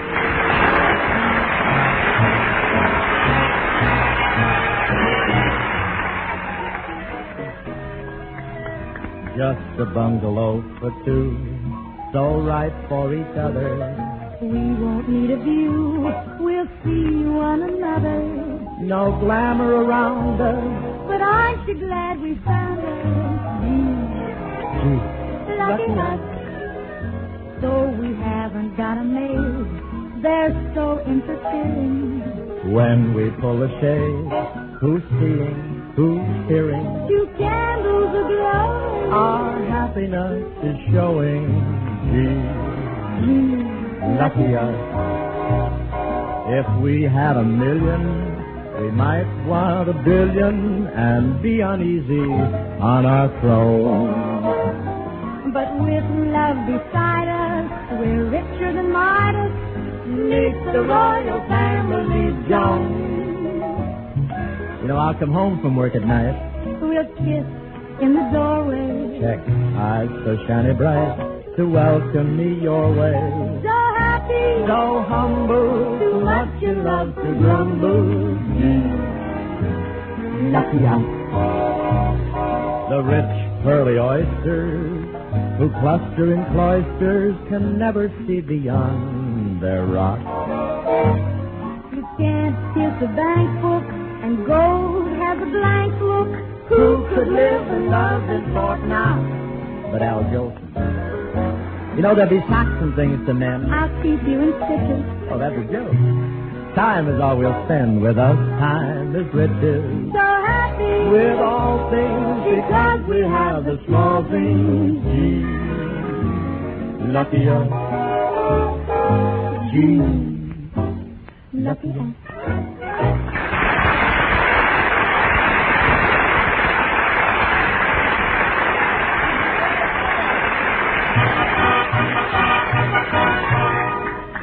Well, folks, we all know that Christmas shopping costs money. So before Bob started out with his list, he stopped in at the bank. We now find him talking to the manager. Oh, I wouldn't take up your time like this, Mr. Brooke, but I'm an old customer of the bank, and this is a very important matter. Very well. Sit down, and I'll see that we're not disturbed. Miss Mullins, cancel my long-distance call to the Bank of England. Tell General Motors I'll be late for the conference, and call Harry at Blair House and tell him we'll have to discuss that billion-dollar loan later. And see that I'm not disturbed. I have a very important meeting. Now, Mr. Hope, what is it you wish to see me about? Well, your calendar came, and I don't like it.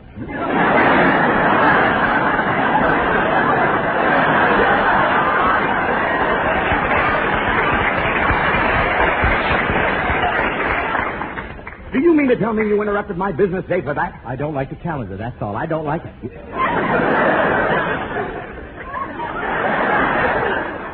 Even my grocery store gives me one with a picture of a gorgeous petty girl in a negligee. Who wants to see Grandma Moses in a bare midriff? Grandpa Moses. Now get out of here and don't bother me. You get out with that egg, will you, please? Well, I'm almost up to the teller's window. It sure was a long way. May I help you? Yes. Are those real $1,000 bills? That's right. Gee, is that stack over there real $5,000 bills? And are those $10,000 bills? Yes. Gee, what beautiful money. Would you mind stepping back, please? I'm going to close now, and I don't want to shut the window on your eyeballs.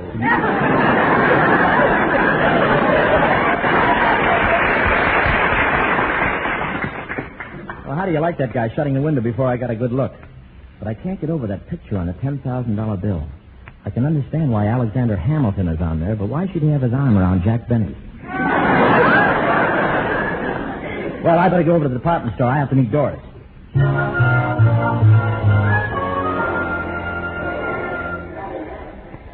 Oh, gee, Bob, this store is certainly crowded. Yeah, but I'm enjoying it. This is an interesting counter. And here's a present that would be just perfect for Crosby.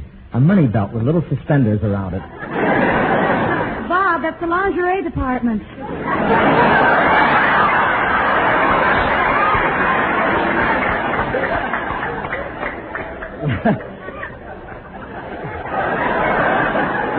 Well, I don't know about those things. I've never seen an unabridged Sears Roebuck catalog.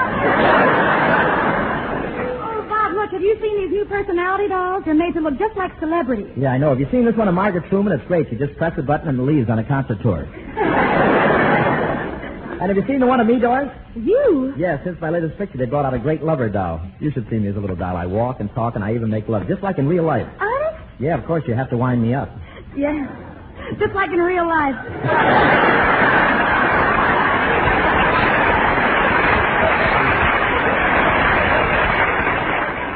Doris, Jukebox Jenny.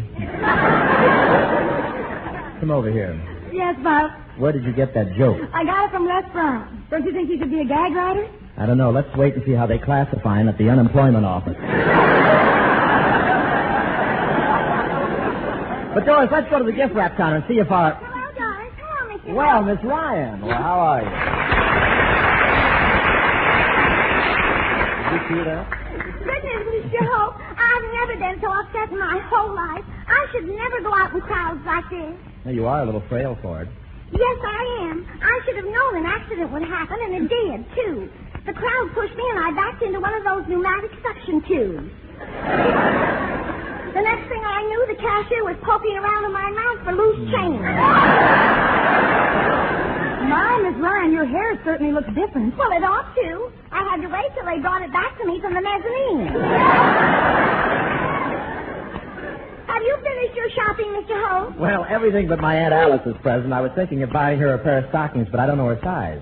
Well, her legs anything like mine? No, hers go straight up and down.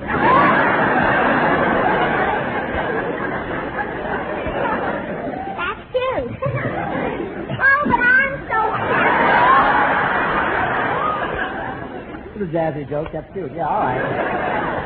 I'm so happy, Mr. Hope. I bought all my gifts this year, and I still have enough money to buy a dress for myself. Oh, how nice. Miss Ryan, why don't you spend the money for a formal or strapless evening gown? Oh, no. Strapless gowns on me are confusing. They're confusing? Yes. On me, you can't tell whether it's a skirt that crept up too high or a sweater that slid down too low.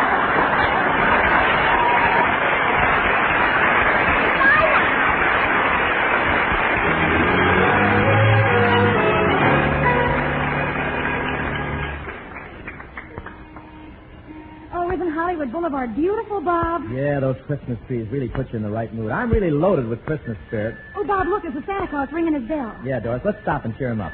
Hello, Santa. Merry Christmas. What's merry about it, boy?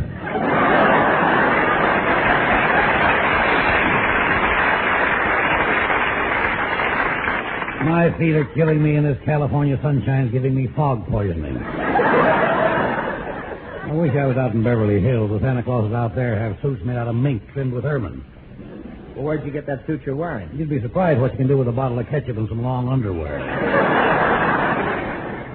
Oh, things are miserable. Merry Christmas, everybody. Saw something in the tambourine, boy. You really need it, Santa? You wouldn't believe it if you could see the broken-down shack my wife and I live in. Oh, sounds awful. Oh, it is. The mice come in, take a look at us, and then send swan wrappers to care. Well, gee, I feel sorry for you, Santa. Oh, you ain't heard the half of it, boy. We got thrown out of there. We wouldn't have any place to sleep at all if it wasn't for a friendly cab driver. You mean you sleep right in... Yeah. Fortunately, my wife has the kind of a head that fits right into the glove compartment. Merry Christmas, everybody. Toss something in the tambourine, boy. Bob, I wouldn't give him anything. He sounds phony. Yeah, why should I give you any money? How do I know it's a legitimate cause? Oh, now you've hurt Santa's pride, boy. And I call you boy purely on speculation.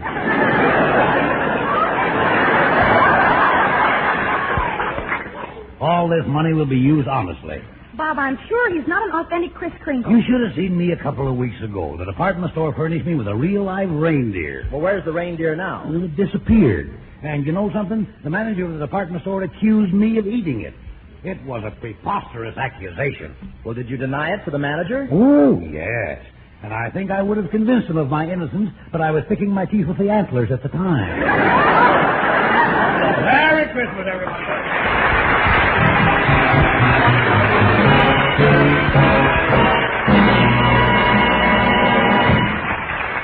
Swan wrappers from America mean soap for Europe's needy. Only 25 Care Swan days left. Send your Swan wrappers to Care, Boston 1, Massachusetts. And now we have a message from Rome, Italy.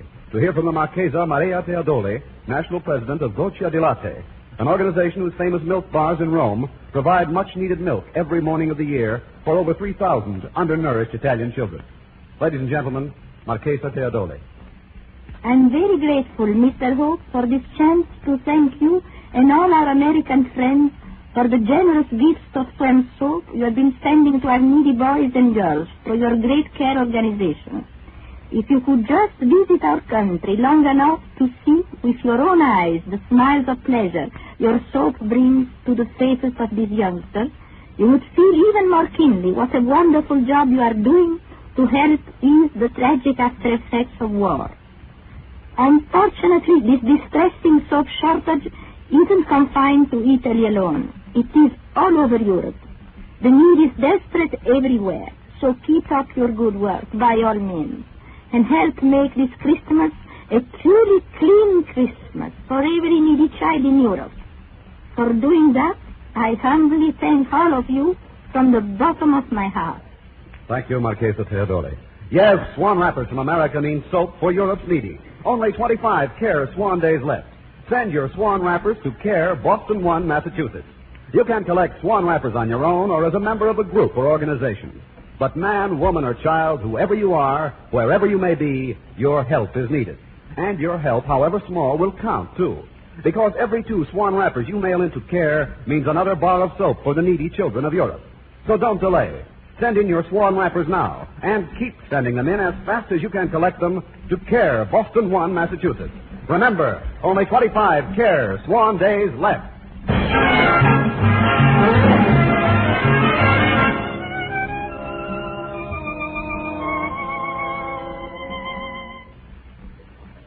Look, buddy, can't you read the sign? Nobody is allowed backstage here at NBC without a pass. You ain't got a pass, so you can't go in. Now get out of here, Mr. Benny, Jack Benny.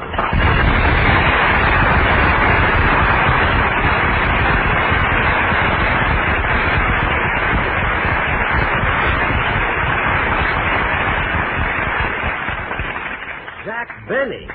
Hey, you're the guy that went over to the other network, huh? Yes. And now you come back here and you want to go inside. Boy, you got guts. I've got a General Electric blanket, too. Now, look, listen, Mr. Benny, I really can't let you in without a pass. Mr. Hope will be through with his broadcast in a few minutes. Why don't you have a seat and wait? Well, thank you. All right.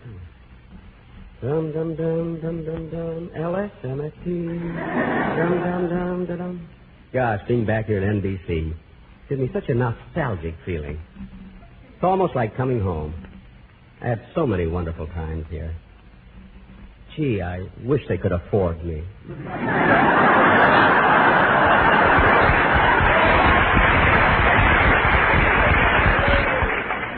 Well, the old place hasn't changed a bit.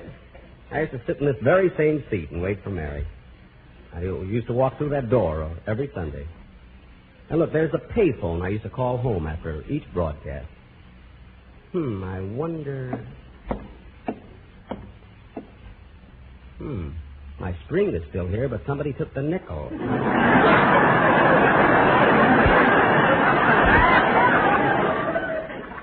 Yeah, I wonder... Oh, here comes Hope down the hall. My, how he's aged.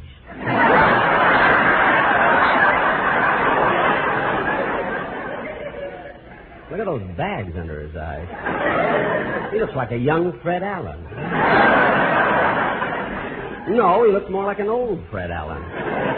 What's the difference? Even a young Fred Allen looks like an old Fred Allen. Just can't get over how awful Bob looks. Huh? Hey, Mr. Hope, there's somebody here to see you. There is? Oh, Jack Benny. Oh, how are you, Bob? Gee, you look wonderful.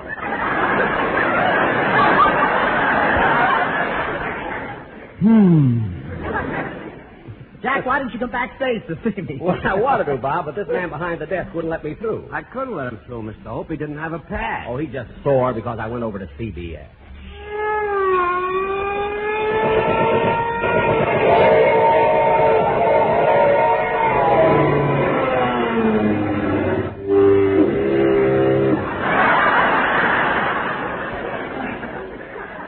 You shouldn't have said that word, Jack. Now we'll all be on bread and water for 30 days.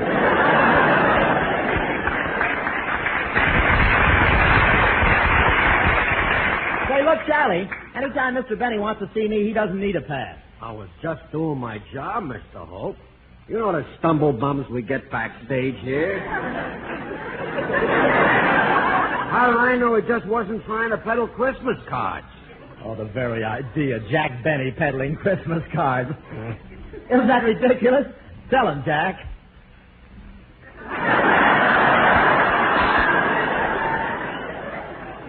Well, go ahead, Jack. Tell him. Okay, I'll take a half a dozen green ones. Thank you. And, Bob, if you want to buy any of those rubber circus animals, be sure to give me a call. Rochester's at home blowing them up right now. Well, let's not talk here, Jack. Come on back to my dressing room. Okay.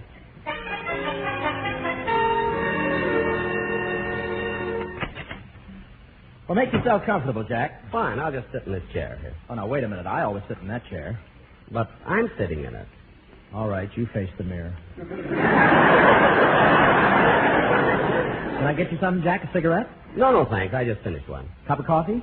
Coffee? Gee, it's been weeks since I had a cup.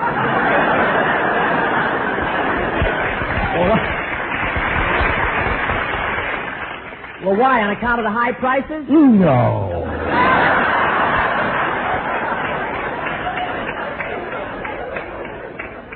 Well, it's not that, Bob. All right, then have a cup. Oh, how much? It's free, Jack. And after you're through, I'll wrap up the grounds for you to take home. They'll be delicious with your Saratan. Well, tell me, Jack, what did you want to see me about? Well, I don't even like to bring this up, Bob, because it's probably an oversight on your part, but your new picture, The Great Lover, is doing so well, and since I was in the picture and more or less contributed to its success, don't you think it's only fair that you, that is, well, I mean... what are you trying to say, Jack? Toss something in the tambourine, boy.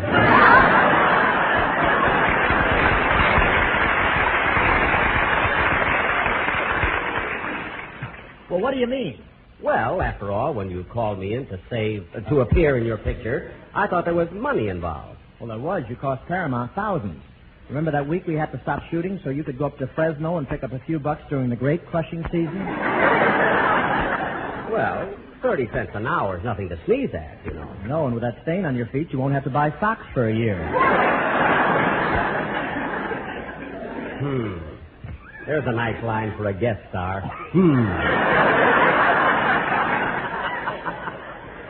You played it well. Thanks. You're welcome. Bless you. I can't think of another word. I can, but you can't do it.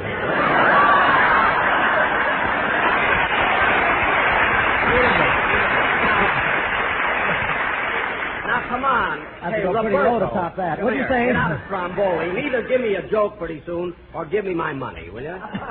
Oh, forget it, Jack. Forget it. A man my age has to start thinking about money. After all, when you get to be 39, you know, your earning power is cut down a bit. How old are you? 39. Going on 38.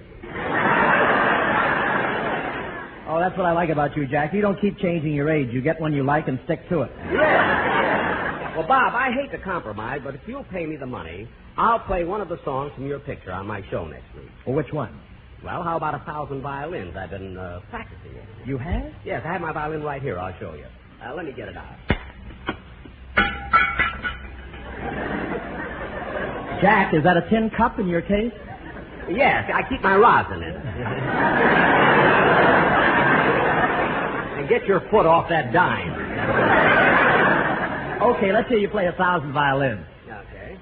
Just want to warm up a little first. I got so much talent it scares me, you know? Scares me, too. Okay, anytime, Evelyn.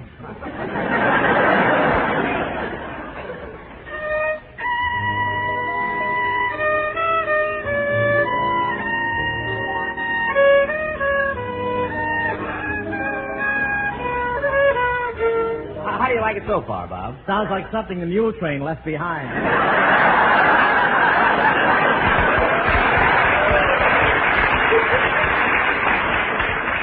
You know, he's right. I'm a jackass for coming over here. You played it well.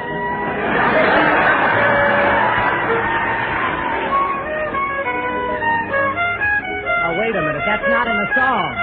That's not in the song. Wait a minute. Wait a minute. Wait a minute!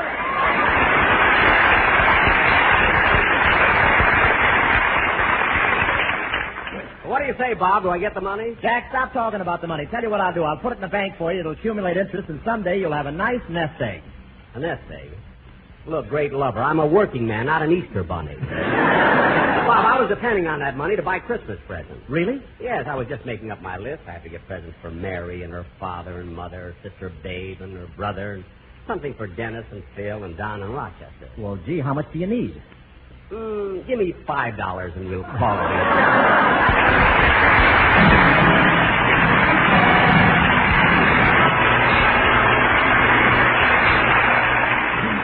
All thanks for the memories. That's it, huh? I want to thank Jack Benny very much, and also Lucky Strike. Thanks, Jack, for the memory of a swell evening. And I want to say thanks to that big-hearted state of Texas and that Titanic Texan, Monty Moncrief and Eamon Carter, for the memory of the big Milk Fund show in Fort Worth last week. And thanks to Notre Dame and Southern Methodist for the memory of that All-American thriller in the Cotton Bowl. Brother, that one made history. In fact, the Lone Star State is now rewriting a history book to read Remember the Alamo and Never Forget SMU versus Notre Dame. It was one of the greatest exhibitions of college spirit of this or any year. And another wonderful example of college spirit is the Living War Memorial Fund of the University of Southern California. You know, each year on the Trojan campus, an organization of student veterans, Trovets they're called, put on a drive to raise funds for scholarships for the children of their buddies who didn't come back. Good luck, Trovets. Believe me, no touchdown drive can ever equal yours. Good night, folks. Let's get those Christmas packages in the mail early. Let's give our pal the mailman a break. Don't break his back. Good night.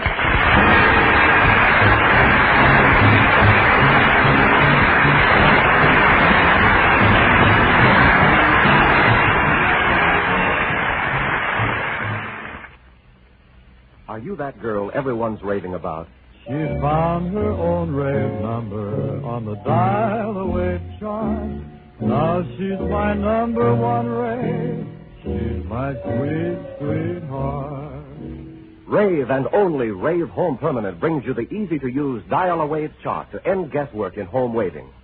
A flick of your finger and there's your rave number, your personal guide to the perfect wave for your kind of hair. So fast, yet so sure, Rave Home Permanent gives you exactly the amount of curl you want. Long-lasting, yet more natural from the very first day. Coming up, it's Fibber McGee and Molly on NBC. Bob Hope will make you laugh every day in the Los Angeles Examiner.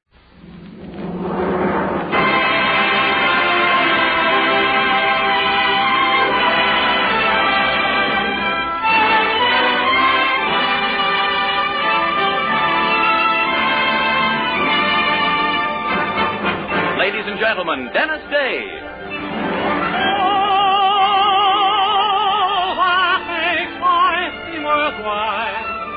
Dwells in your eyes and the smell of your smile. Dennis Day is brought to you by Palmolive Soap and Colgate Dental Cream. Palmolive Soap, your beauty hope, and Colgate Dental Cream to clean your breath while you clean your teeth.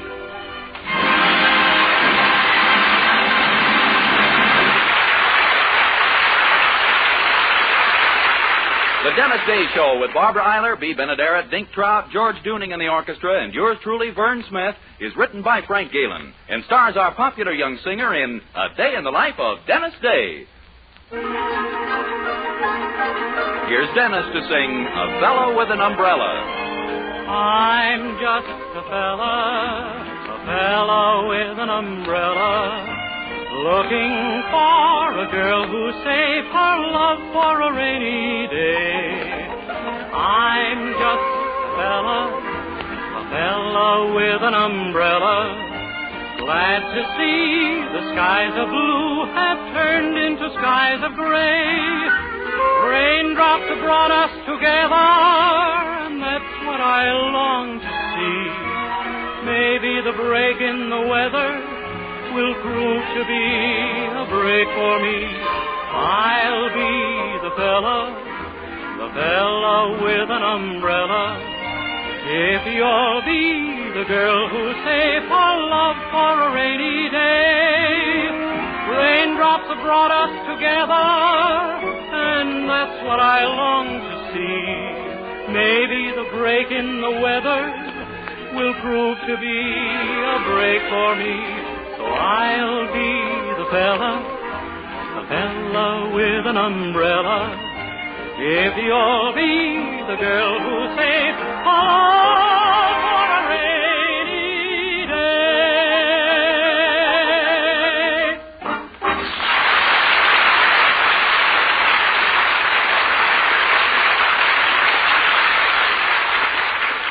And now, here is a very important announcement.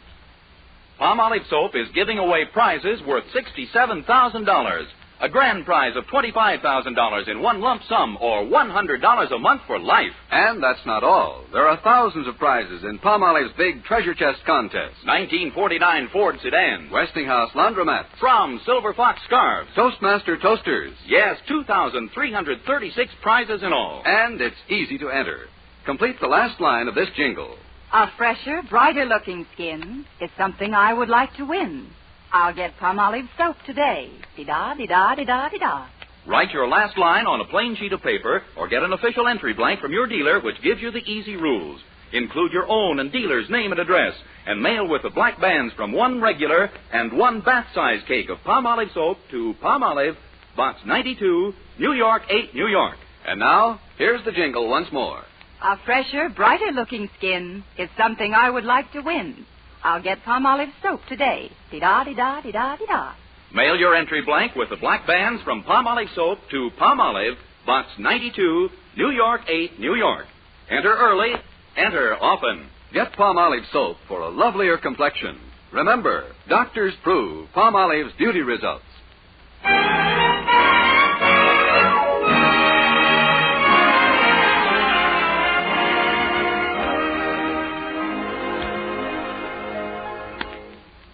To our dear friend, Mr. Anderson, a more brutal evening than one spent at the Weaverville Town Hall listening to a visiting soprano gargle her way through a concert is difficult to imagine. Yet it's exactly this ordeal he faces tonight, for Mrs. Anderson considers the affair a cultural must. Naturally, he'd give his eye teeth to be absent, but in view of his wife's feelings in the matter, a refusal might entail the loss of some of his front ones as well. So we find him now pouring out his woes into the sympathetic ear of our young hero, Dennis Day. Oh, now it can't be that bad, Mr. Anderson. Oh, it's worse, my boy. Imagine sitting there all night while some woman yowls herself blue in the face. Well, refuse to go. You're a man. You wear the pants in the family, don't you? Oh, sure, I wear the pants all right. Only Poopsie keeps cutting the suspenders. Oh, in other words, she says you have to go, huh? Oh, no. No, all she said was, whether I go to this concert or not was a matter of my own volition. Volition? It's from the Latin. Means either go or get carried. Oh, I see. I don't know how much longer I can stand this treatment, Dennis. Someday I've got to assert myself with my wife.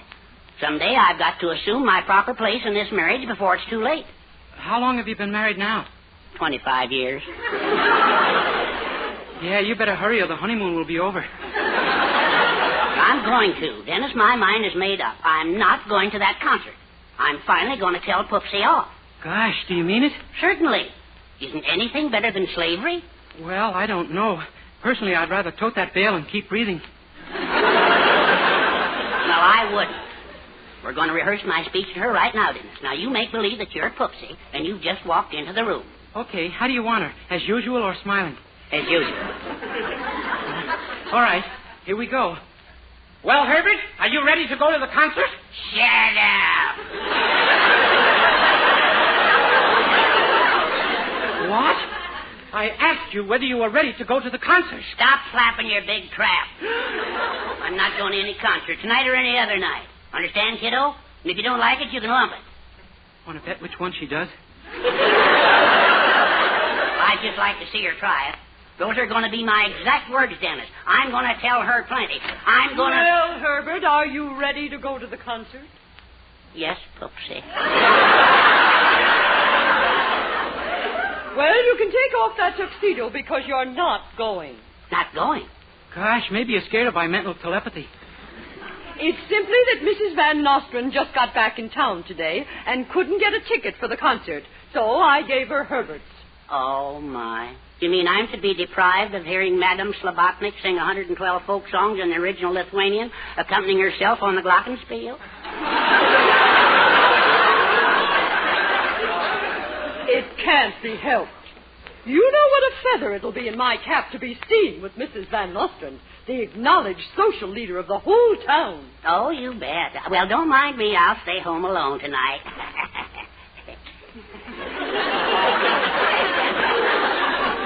Don't be so happy about it. I've hidden your binoculars. And besides, that blonde moved out. Oh.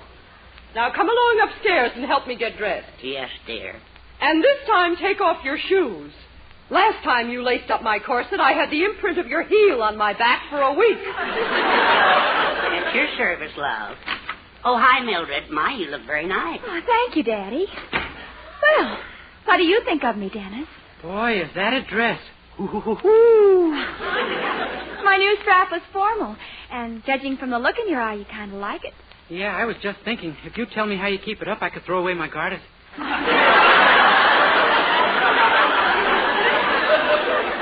Silly. Oh, excuse me. Hello? Oh, yes, Mrs. Van Osten. Oh, my goodness, your nurse? Golly. Yes, of course, Mrs. Van Osten. Yes, I will. Goodbye. Oh, gosh. Mildred, what seems to... Was that the phone, Mildred? Yes, Mother, and I'm afraid it's bad news. Mrs. Van Osten's nurse just quit, and she can't get anyone to stay with little Gerald. You mean she can't go to the concert? But she's got to. I've told everyone in town I'd be with her. But, Mother, if she can't find anyone to take care of... Wait a minute. Dennis. Oh, no, not me. That Gerald is the worst little brat in town. Dennis, I want Mrs. Van Nostrand at that concert. Is that clear? Are you kidding? I wouldn't stay with her son for $1 million. Dennis Day. You think 50 cents an hour would be too much?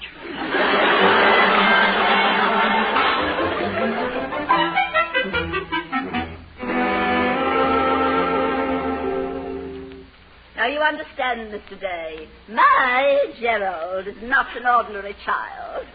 And I'm extremely careful about seeing that he's in the right hands. That is the reason for this interview. Yes, ma'am. Now, just exactly what do you know about sitting? Oh, there's nothing to it. I just squat and then lose altitude till I make contact. Mr. Day, we are not discussing your physical triumphs. We're not? No. Now tell me once and for all, what do you know about growing boys? Well, frankly, I've never grown any. What? I mean, I never had any of my own, but my mother and father did. Yes. And I imagine they pause every now and then to curse each other about it. Beg pardon?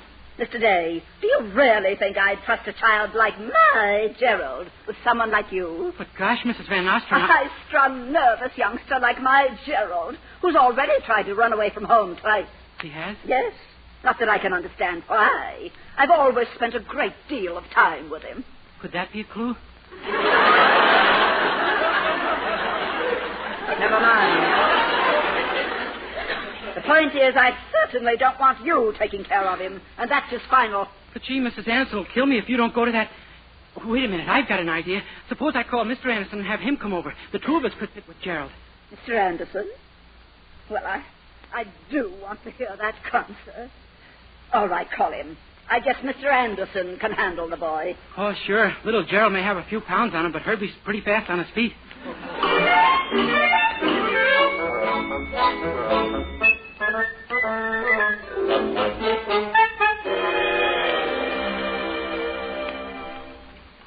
Come on, Gerald. Let's finish your homework before Mr. Anderson gets back with the ice cream. Now, once more, what is the largest city in Australia? Why don't you jump in the lake? Gerald, you must never answer a question with a question. Ah, put that book away. I had enough of this junk. Gerald, that's no attitude. You've got to do your homework, son. You don't want to grow up and be a big dumbbell, do you? What's the matter? You hate the life you lead? Never mind. You want to amount to something, don't you? Not me. I'm going to be an actor. An actor? Sure. That's the greatest life in the world. Every time my mother leaves me alone, I try running away. But the sitters are always too smart for... Hey, wait a minute. Huh? You know something? You're right about getting an education.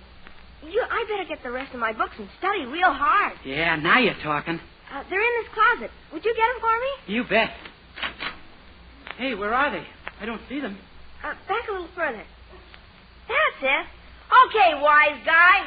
Gerald, hey, you locked me in. Go on, sucker. I'm taking the next train to Hollywood. Gerald, wait. Come back. Gerald.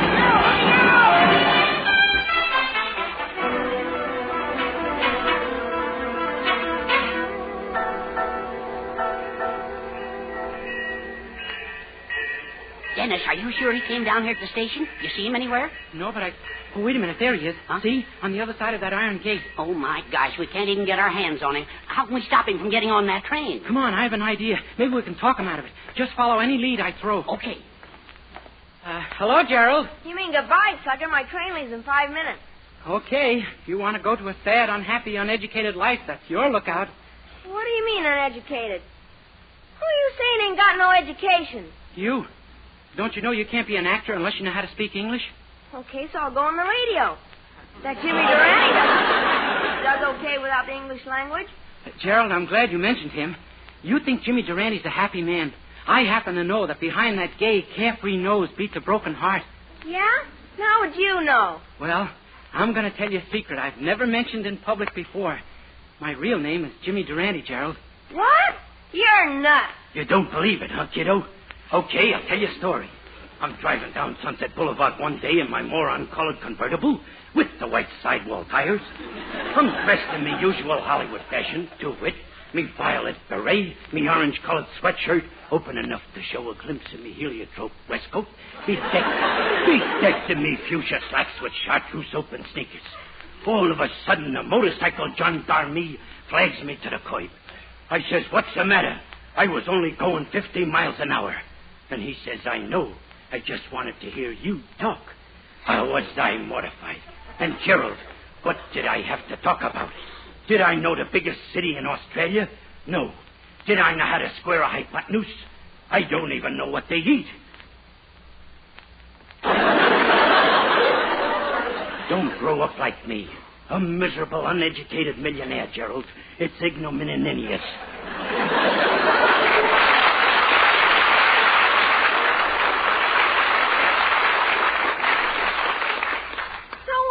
Just because you are. But they are, Gerald. Even the greatest of them. Men like Sir Harry Lauder, a success on every continent. He was just as sad.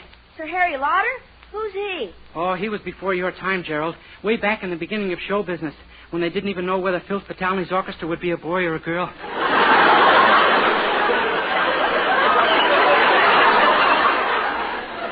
But I know all about him because, you see, Sir Harry Lauder was just one of my stage names. What? He was you, too? Ach, aye, laddie. That's how it was. Aye, and what a hit I was, too, with my kilts and my tat and my tam. Back when the century was new.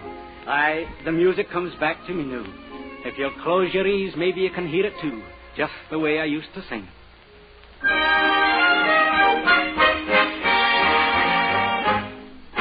I've seen lots of bonny lassies on my travels wide, but my heart is centered new on bonny Kate McBride. And although I'm no a fella that would throw a word away, I'm surprised sometimes myself at all I've got to say. Roamin' in the gloamin' on the bonny banks of Clyde, roamin' in the gloamin' with my lassie by my side. When the sun has gone to rest, that's the time that we love best. Oh, it's lovely roamin' in the gloamin', man, I'm telling you. Last night after strolling, we got in at 9:30. And sitting at the kitchen fire, I asked her to be mine. When she promised, I got up and I danced the heel and fling. I've just been to the jeweller's and I bought her a bonny wee ring. Oh, roamin' in the gloamin' on the bonny banks of Clyde, roamin' in the gloamin' with my lassie by my side. When the sun has gone to rest, that's the time that we love best. Oh, it's lovely roamin' in the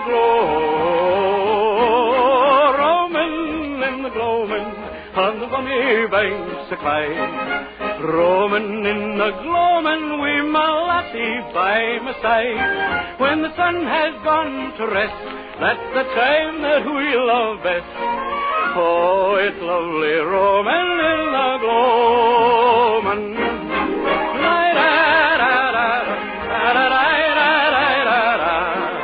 Oh, it's lovely roamin' in the gloamin'.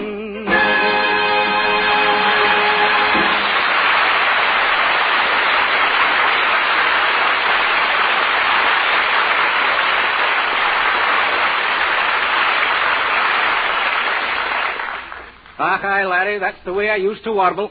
But when I get home at night to my 150-room house and my 1,200 servants, my head butler used to say to me, Blimey, good evening, you bally-bloomin' lordship, sir.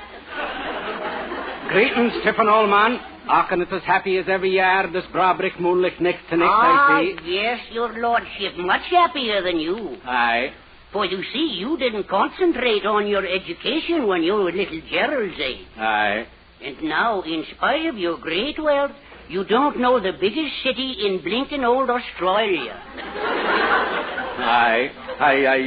Right so, You see what I mean, Gerald? Oh, who cares about an old Scotchman? You just show me a big success on the American stage who feels that way. All right. Have you ever heard of the Andrews sisters, my boy? Now, don't tell me you're all three of them. Oh. No, that'd be silly. I'm only one. What?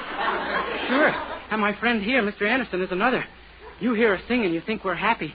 But are we? Listen closely and see if you can't detect a sad note beneath it all.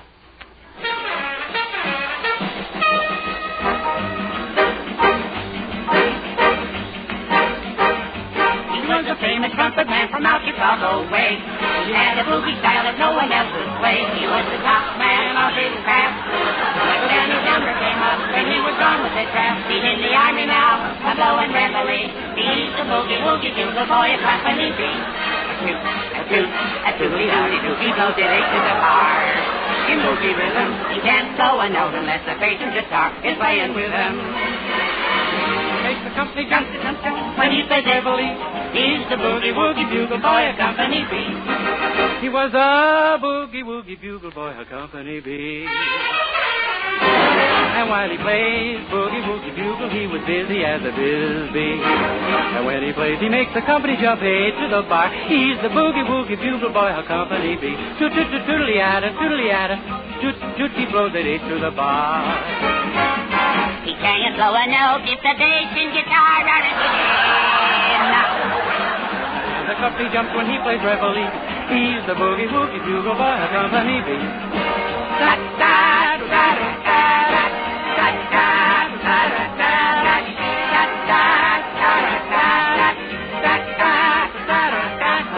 The company jumps when he plays reveille.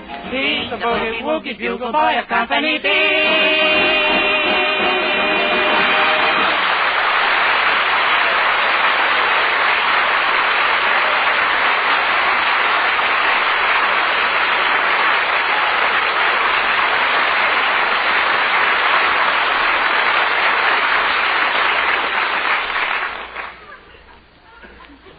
That was super, Maxine.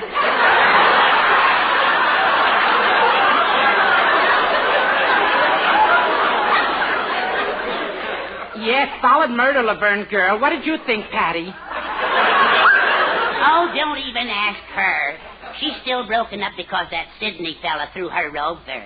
Yeah, that was a shame. Yeah. It looked like such a beautiful romance, too. Yeah, until that awful day when he asked her to name the biggest city in Australia. Yes, that was the day she lost Sydney.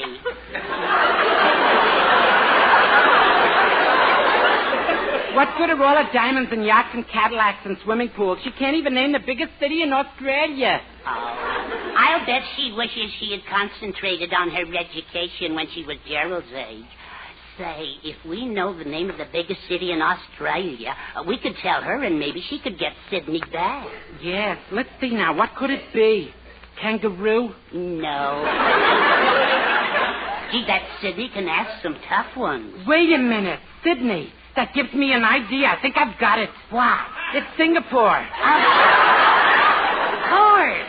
See, Gerald, the Andrews sisters have their troubles, too. Yeah, I guess so. I tell you, they're all unhappy. Every last one of them. Jack Benny, Al Jolson, Sophie Tucker. Gosh, Sophie Tucker, too? Oh, the unhappiest of them all, and I ought to know. Oh, no, you don't mean... Yep, my maiden name.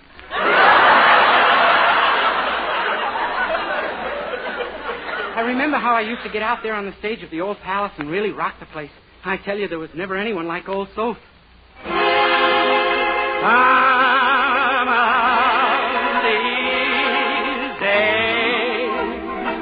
You'll miss me, honey.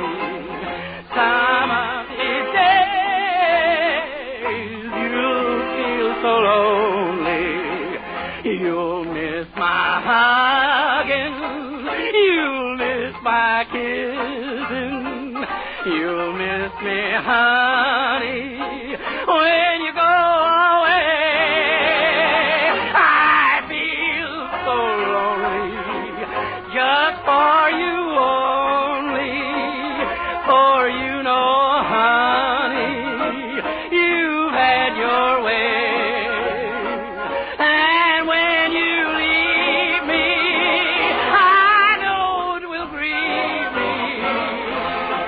You're gonna miss your big fat mama some of these days.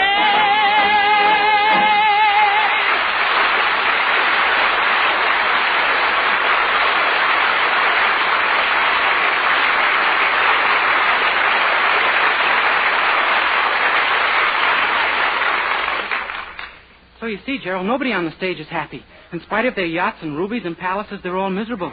Gee, honest? Sure. You've got to have an education if you want to amount to something in this world. Yeah, maybe you're right. Here's my railroad ticket, pal.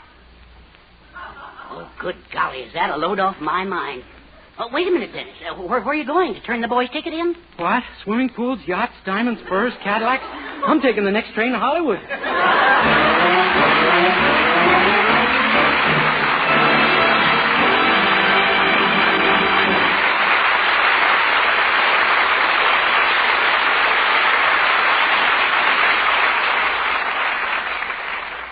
Colgate Dental Cream cleans your breath while it cleans your teeth. No other toothpaste does a better job of cleaning teeth than Colgate Dental Cream.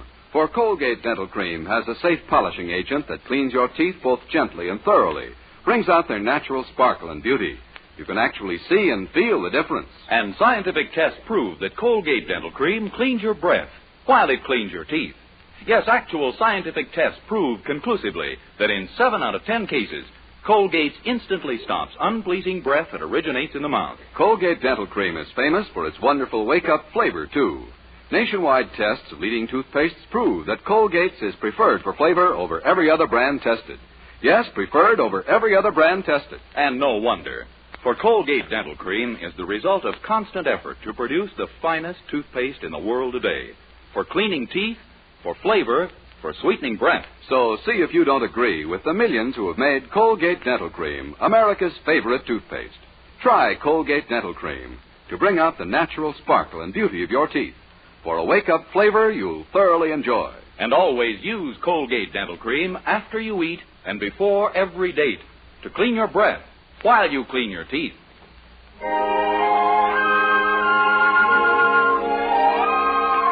From the picture, That Lady in Ermine, here's Dennis to sing This Is the Moment. This is the moment. This is the time.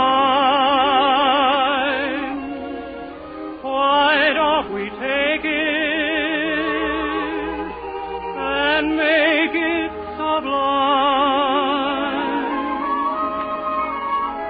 On this rare night we could whisper in the shadows till dawn. As skies go bright, I'll be sorry that the shadows are gone. This is the moment love has begun. Maybe there's danger, but that might be fun.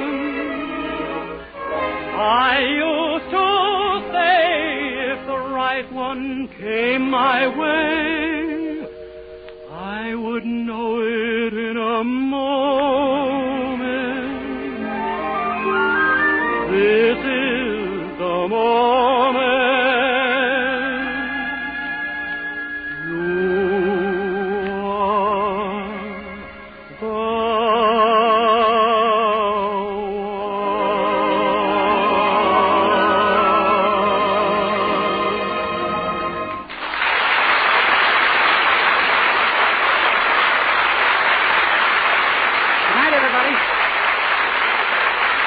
Next week, tune in to another Dennis Day Show brought to you by Palmolive Soap, your beauty hope, and Colgate Dental Cream to clean your breath while you clean your teeth.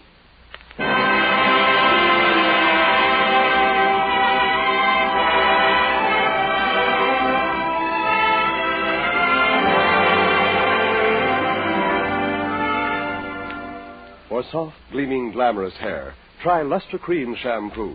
Not a soap, not a liquid, but a dainty new cream shampoo. In tubes or jars, whichever you prefer. Be a lovely Luster Cream girl. Dream girl, beautiful Luster Cream girl. You owe your crowning glory to a Luster Cream shampoo.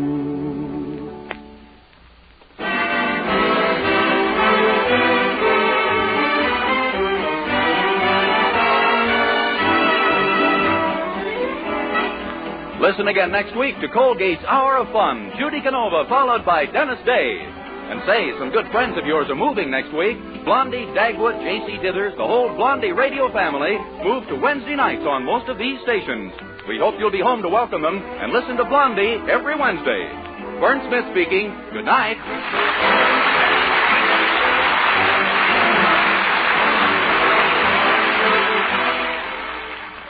This is NBC, the National Broadcasting Company.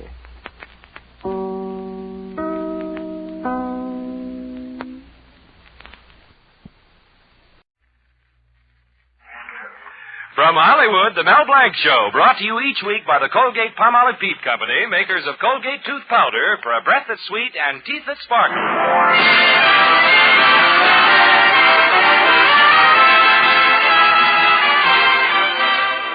Colgate Tooth Powder for a breath that's sweet and teeth that sparkle brings you Mel Blanc in his own Fix-It shop with Mary Jane Croft, Earl Ross, Joe Kearns, Hans Conried, Victor Miller and his orchestra, and Mel himself playing that delightful character Zookie. Here he is, the star of our show, Mel Blanc.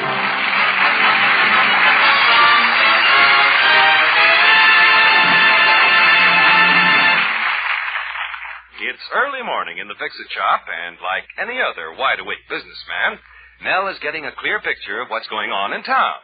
No, he isn't reading a paper. He doesn't have to, as long as Mr. Snoop, the gossipy postman, pays his daily visit. Any mail for me, Mr. Snoop? No, don't rush me, Mel. I'm having trouble with my mail bag again. All bursted out to the seams. Well, okay. Let me have it. I'll fix it. Oh, thank you, Mel. Never saw such uninteresting mail as I have this morning. It's too bad Esquire only comes out once a month, huh? I see Mr. Blodgett's liver is acting up again. Got a bill here for him from his doctor. Hey, how can you tell so much about everybody from the mail? Oh, tell most anything, Mel, just by looking at the envelope. Why, you know I followed the courtship of Widow Parker and her fella for 5 years. At first, all the letters was airmail, special delivery. Couldn't wait to be together, huh? Yeah. And then they started squabbling. Letters began coming just plain airmail, then regular mail. Yes, sir, and you just the day they called it quits, too. You know how? Started writing postcards. No. A letter come. 2 cents postage due. Okay, Mr. Snoop, here's your bag. Oh, thank you. Now, how about my mail? Oh, you got just a postcard this morning, Mel. Let me see what it said. The Community Chess Drive announces the appearance of Betty Rhodes at the Municipal Auditorium. And, can't make out the small type here on the bottom. Left my glasses to hum. Well, don't take it to heart, Mr. Snoop. I can read my own mail. You know, today's mail is full of these here postcards. Got one here for your girl kid brother, Tommy. Oh, sure. Tommy's president of the Betty Rhodes fan club in town. I was talking to some of the kids. They want a whole little party for Miss Rhodes. They can't find a place. Say, wait a minute. What's the matter, Mel? Well, why don't I talk to Tommy and tell him they can get together with Miss Rhodes right here in the Fix-It shop? Oh, I don't know. You know, Miss Rhodes is a pretty big star. That's why the kids are so particular. Oh, my girl Betty's always saying I ought to get some publicity for the Fix-It shop. This is my big chance. I'll get the place all cleaned up for him. Oh, still don't know. Well, I'll tell Tommy I know Miss Rhodes, that we went to school together. Did you? Well, in a way. Of course, they were different schools. Oh, but you got to use a little imagination in this business. Well, I wish you luck. Sure like that song Miss Rhodes sings in the jukebox in Thompson's ice cream parlor. Rumors are flying, there's no denying. Yeah, rumors are flying. Might be a good song for you, Mr. Snoop. It might be if I wasn't one for minding my own business. Well, so long, Mel. Goodbye, Mr. Snoop.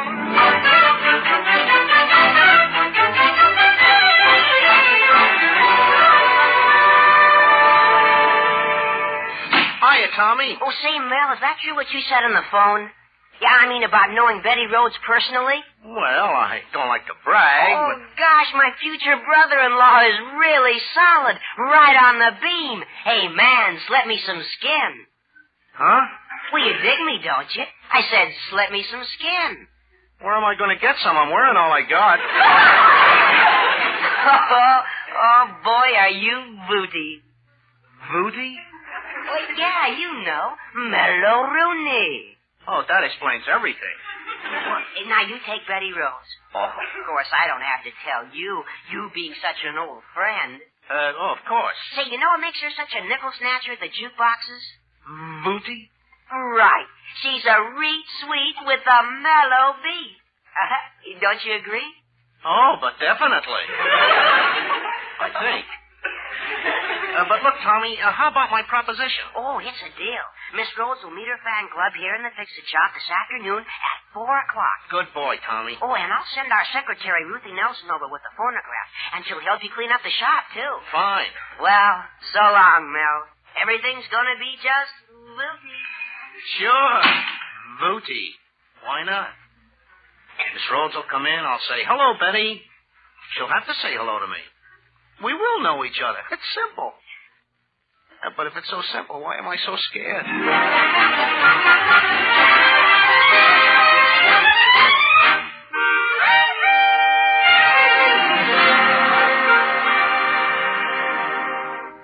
is it true what everybody's saying, that you're a personal friend of Miss Rhodes? Oh, that. Well, you see, Betty... We've heard her on the jukebox so many times, and you never even told me. Oh, I guess it just slipped my mind, honey. Oh, I know. You were afraid I might be jealous.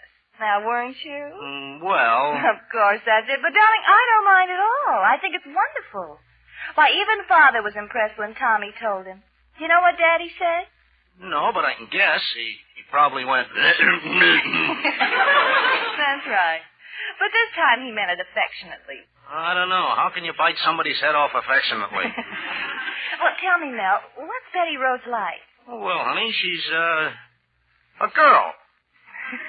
You certainly don't miss a thing, do you? Well, she's, booty. What? Yeah, she's a reet sweet with a mellow beat. What? And you can take my word for it, too. Well, I don't know if I like you knowing her that well. Oh, honey, I'm just doing this to get some publicity for the Fix-It Shop. Well, anyway. Oh, yes, I almost forgot. What's that? Well, Daddy's coming over here, and he said that since you know Miss Rhodes so well, there's a big favor you can do for him. Isn't he a little too old for autographs? Oh, darling. No, it's something else. He was very secretive about it. He said if all this is true, he'll be your friend for life. Gosh, that would be swell. But he said if all this was a gag, he'd... Yeah, I know. And he's strong enough to do it, too. Of course, I told him it couldn't be a gag. That'd be silly. Ridiculous. Well, darling, I'll see you this afternoon when Miss Rhodes gets here. I can hardly wait. Bye. So long, honey. Gosh, how am I going to do any favor for Mr. Colby when I never even saw Miss Rhodes in my life? Well, I'm going through with it anyway. When she comes in, I'll just step up like an old friend, and I'll say, hello, Rhodesy. I know the exact words I'm going to use. Gosh, I wonder what word she's going to use. Oh, no, she couldn't. She's too much of a lady.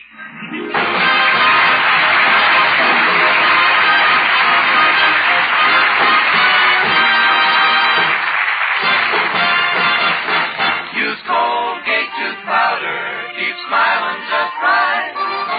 Use it each morning and use it each night. Don't take a chance with your romance. Use Colgate tooth powder. A breath of trouble dims your chance of being someone's big romance. Do you think that this breath of trouble, unpleasing breath, could be hurting your romance? Let Colgate tooth powder help you. Just do this. Brush your teeth night and morning and before every date with Colgate tooth powder. For Colgate tooth powder cleans your breath as it cleans your teeth. Yes, scientific tests have definitely proved that in 7 cases out of 10, Colgate tooth powder instantly stops unpleasing breath that originates in the mouth. What's more, no dentifrice at any price cleans your teeth more quickly and thoroughly than Colgate tooth powder. Remember to buy it first thing, and remember the name Colgate tooth powder with the accent on powder. Don't take a chance with your romance. Use Colgate tooth powder.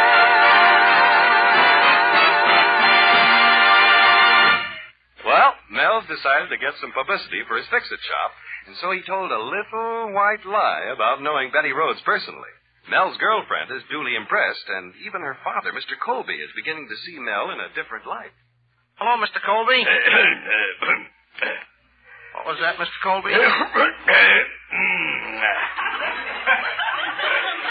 Yeah, it is kind of warm in here. Mel, is it true what they're saying, Tommy, Betty, everybody, about you and Betty Rhodes being such good friends? Well, sure, that's right. I wouldn't be surprised if she was an old flame of yours, huh? Oh, not exactly a flame. Just sort of a flicker. Well, anyway, that's good. That's wonderful. There's something you can do for me, son. Son? Gosh, Mr. Colby, you just called me son. Well, now, Mel, don't I always call you son? Yeah, but that's only the beginning.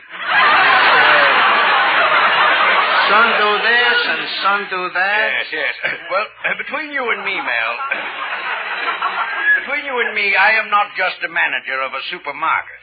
There's a side of me even you haven't seen. Oh, you probably look the same on both sides. Yes. Ever since I was a kid, I wanted to be a songwriter. Why, 20 years ago, for instance, I just missed the Wheel of Fortune. You did? Yeah. I wrote a song, but it flopped. Someone had written Who Threw the Overalls in Mrs. Murphy's Chowder. Well, what was the name of your song? Who Dunked the Pajamas in Mr. Colucci's Minestrone. Yes, everybody steals my ideas, but now I have a new song, and nobody can steal this one. Why not? Hasn't got a title.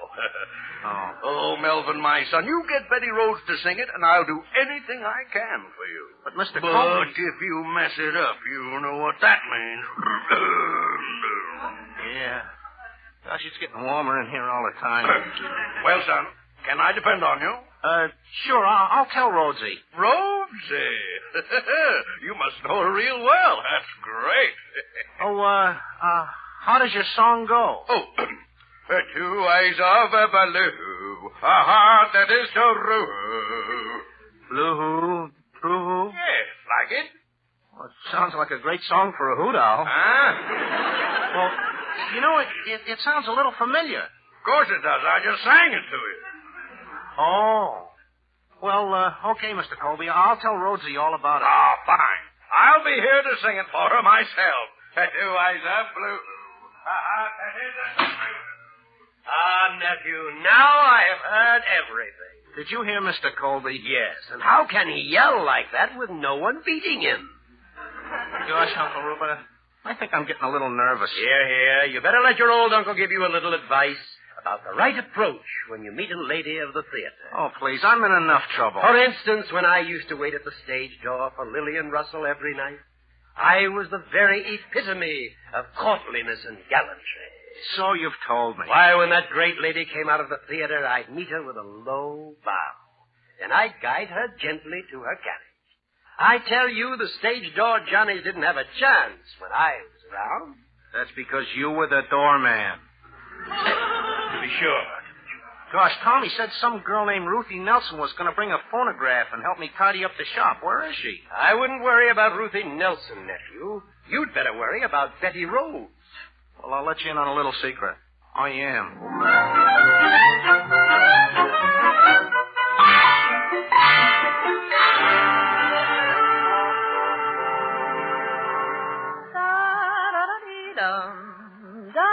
Oh, pardon me, young man. Is this the right way to Mel Blanc's Fix-It Shop? Why, sure, just around the corner. Say, aren't you Betty Rhodes? Why, yes, uh-huh. Oh, gosh, Betty Rhodes. Oh, gosh, I don't know what to say. You know, I seen your pictures, and Mel Blanc's Fix-It Shop is just around the corner, and your old pal Mel Blanc just can't wait to see you. Old pal? I just want him to fix my phonograph. Oh, well, I'll see you later, Miss Rhodes. All right, thanks a lot, Sonny.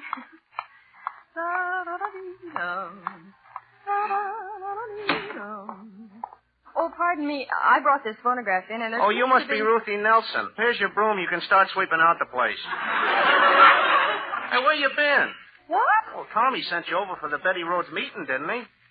Oh, you must be the one who's Betty Rhodes' old pal. Old pal? Oh, I'm the only one who ever called her Rhodesy. Rhodesy? Yep. She called me Melsy. We're practically lifelong friends. Well, look, kid, you better get busy with that broom, huh? With a broom? Yeah, and here's a rag. You can start dusting when you're through. Everything's got to be spick and span when she gets here. I got a big favor to ask her, Rhodesy. Well, I'm sure you're going to get just what you're asking for, Melsy.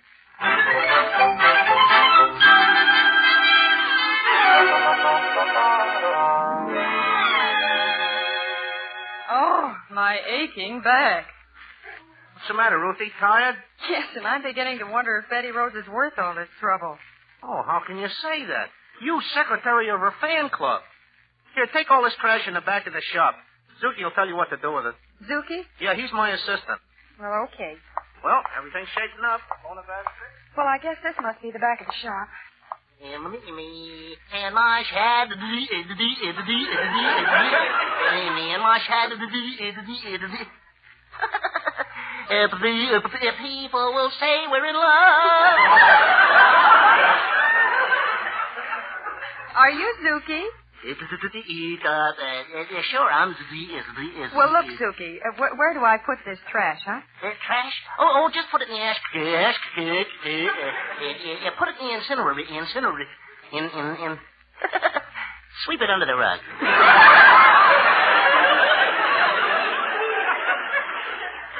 Say, Zuki, where did Mel meet Miss Rose? Oh, he's only making believe. So he can get on the right side of his girl's father. Oh, I see. Hey, you know, I'd like to be a singer, too. Oh, really? Oh, yeah, I'm not bad. Listen. One meatball.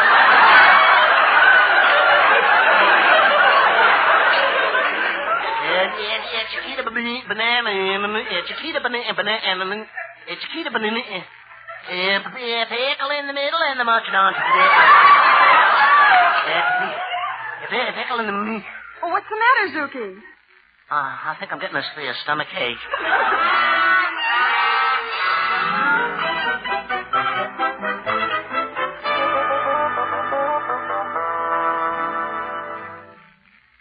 Mel, in half a day the Fix-It Shop has become the talk of the town. Yeah, honey, I guess my little publicity stunt's going over with a bang. Tommy and the rest of the fan club should be here any minute. Now, look, son. Yes, Mr. Colman? When you talk about my song to Rhodes, say it's beautiful, sensational, soul-stirring. You know, two eyes of a blue, a heart that is true.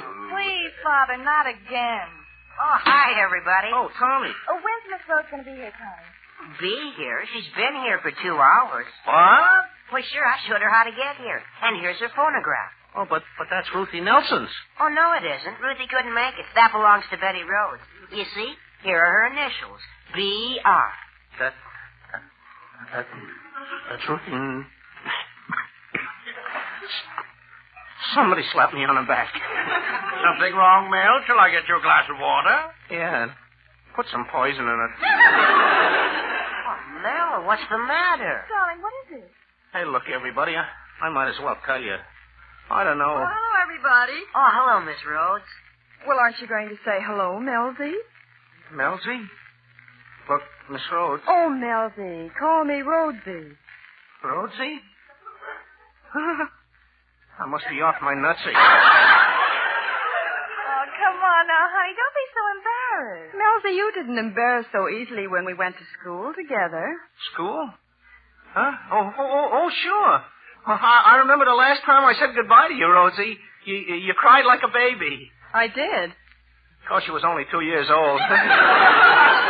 And just think, in the meantime, you've become a big, aggressive businessman. Remember me? 2 eyes of blue, a heart that is true.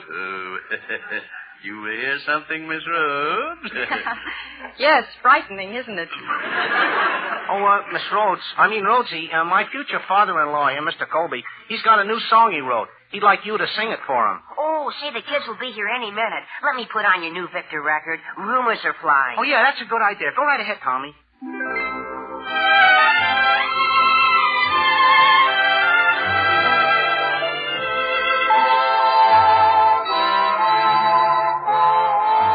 Rumors are flying that you got me sighing, that I'm in a crazy kind of a daze, a lazy sort of a haze. When I go walking, I hear people talking. They say our affair is not just a passing phase, and they whisper about the flowers you keep sending me by the dozen, and they wonder about the hours that you spend with me. It keeps them buzzing. Rumors are flying, and I'm not denying that people are sure I'm falling in love with you. 'Cause for a change, darling, all the rumors are true. And they whisper about the flowers you keep sending me by the dozen, and they wonder about the hours that you spend with me. It keeps them buzzing. Rumors are flying, and I'm not denying that people are sure I'm falling in love with you. 'Cause for a change, darling, all the rumors are true.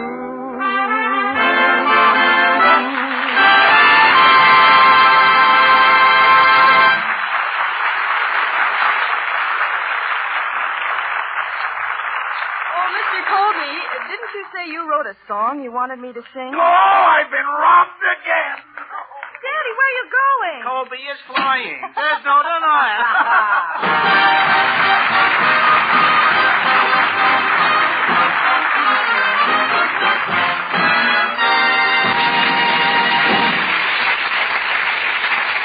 Mel Blanc will be back in just a minute.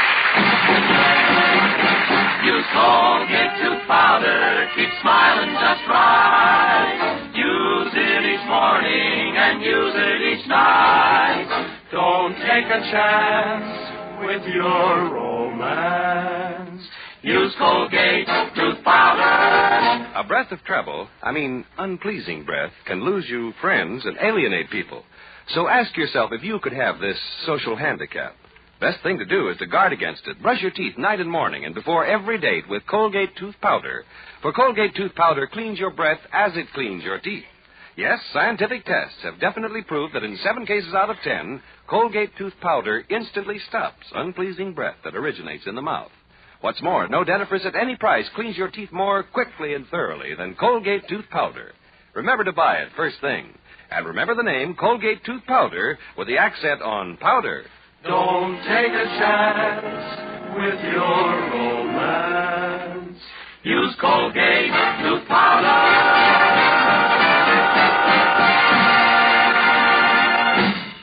Gosh, we had a lot of fun tonight. Thanks, Betty Rhodes, for dropping in. Oh, it was a pleasure, Millsy. And goodbye, Zuki. Hello. This is Bud Easton reminding you that Colgate tooth powder for a breath of sweet and teeth that sparkle brings you the Mel Blanc Show every Tuesday at this time. Be sure to join us again next Tuesday night for more fun with Mel and the people you'll meet in Mel Blanc's Fix-It Shop. Say hello to Halo Shampoo for naturally bright and beautiful hair. Remember, even finest soaps and soap shampoos hide the natural luster of your hair with dulling soap film. But Halo Shampoo contains no soap, therefore leaves no dulling soap film. Even in hardest water, Halo makes oceans of rich, fragrant lather, quickly banishes loose dandruff and dirt. Halo needs no lemon or vinegar rinse. Say hello to Halo and goodbye to dulling soap film. Get Halo Shampoo at any cosmetic counter. The Mel Blanc Show was written by David Victor and Herb Little Jr. and was produced and directed by Joe Ryan. This is CBS, the Columbia Broadcasting System.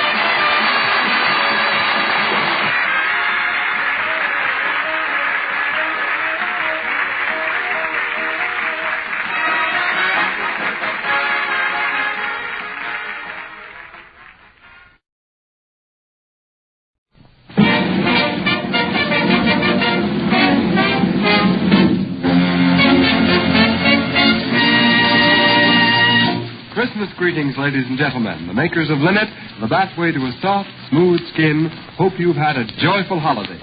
Tonight we present for your entertainment Fred Allen and his associate members of the Linnet Bath Club Review. An announcement of unusual importance to every woman in the radio audience will be made later in this program. Be sure to listen for it. And now, on with the show.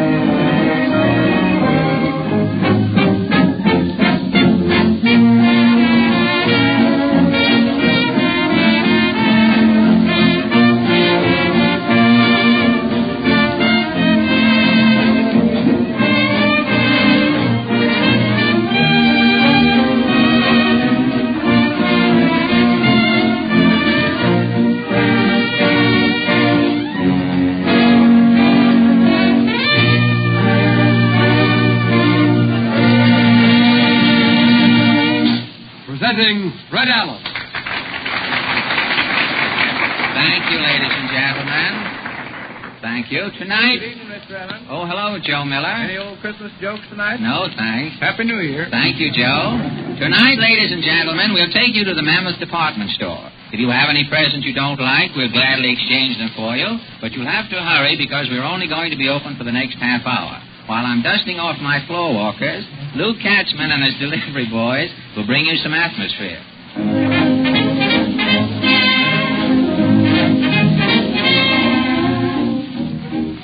Hello, Mammoth Department Store. You want to speak to Mr. Mammoth? No, there is no Mr. Mammoth. That's the name of the store. Mr. Allen is the owner. Just a minute. Yes? What is it you want? What department carries pepper? The grocery department. You've tried there? They didn't, eh? What kind of pepper did you want? Writing, Pepper?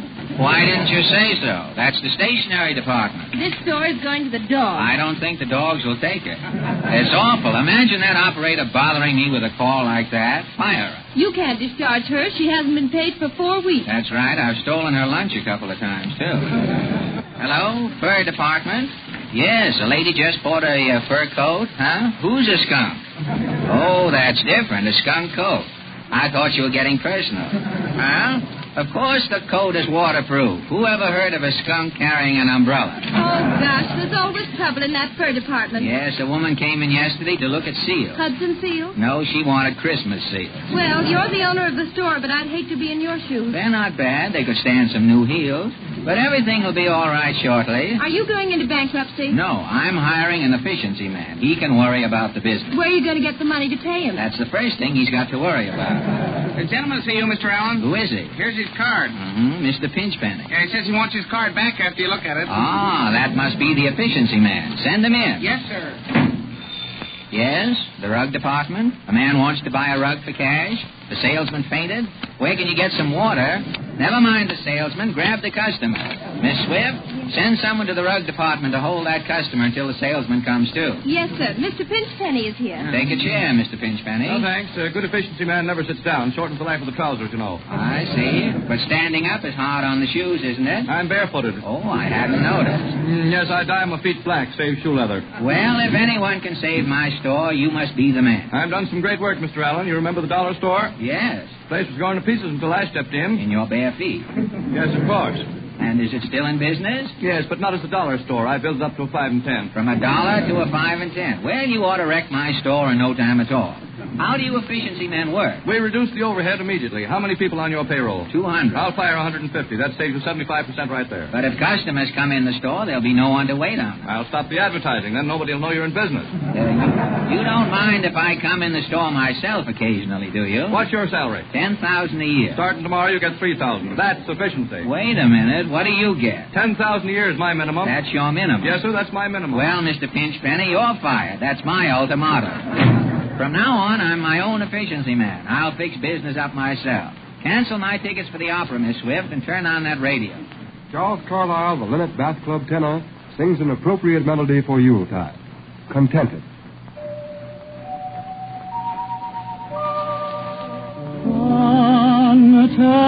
Contented, with you, with me, I'm contented.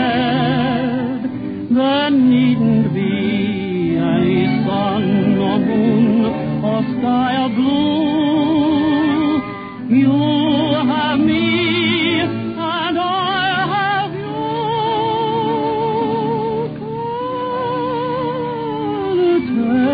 Contented, I'm singing for I'm contented.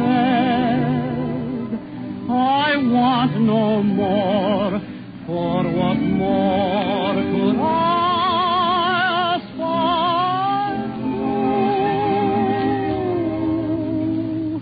I'm on a heaven-born doorstep, so contented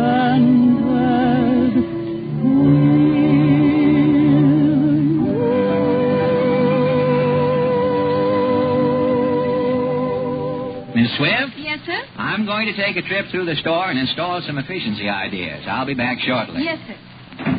Right up, going up. Just a minute, boy. Yes, Mr. Allen. Ladies and all, ladies everywhere, Christmas presents, nice red and oleo. Let me off, please. Say, who are you pushing? I don't know. What's your name? Go on up.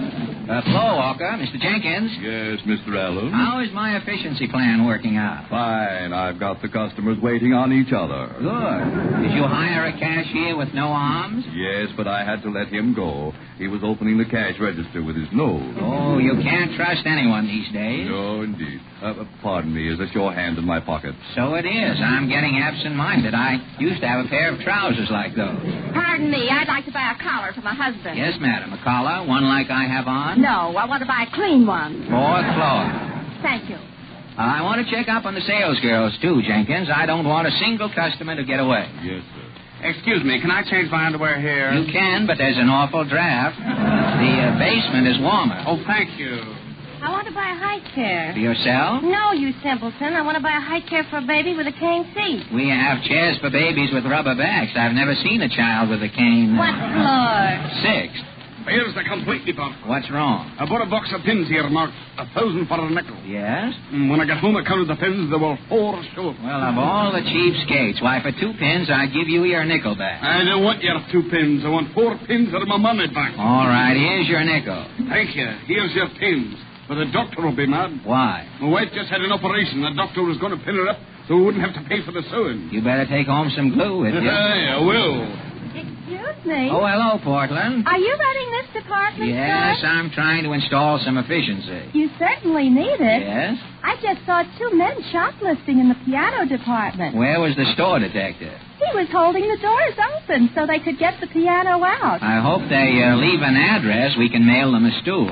Can you help me pick out some Christmas presents? I guess so. I have my list here. Say, that's a pretty ring you have on. A boy gave it to me on Thanksgiving. Gave it to you on Thanksgiving for Christmas? Yes, it's an emerald. That stone is white. An emerald is green. I know. He said this will turn green by Christmas. That's fine. Who's first on your list? Grandpa, I want to buy him some liver tonic. Dr. Groans is the best. Yes, that's very good. The man upstairs used that for 20 years.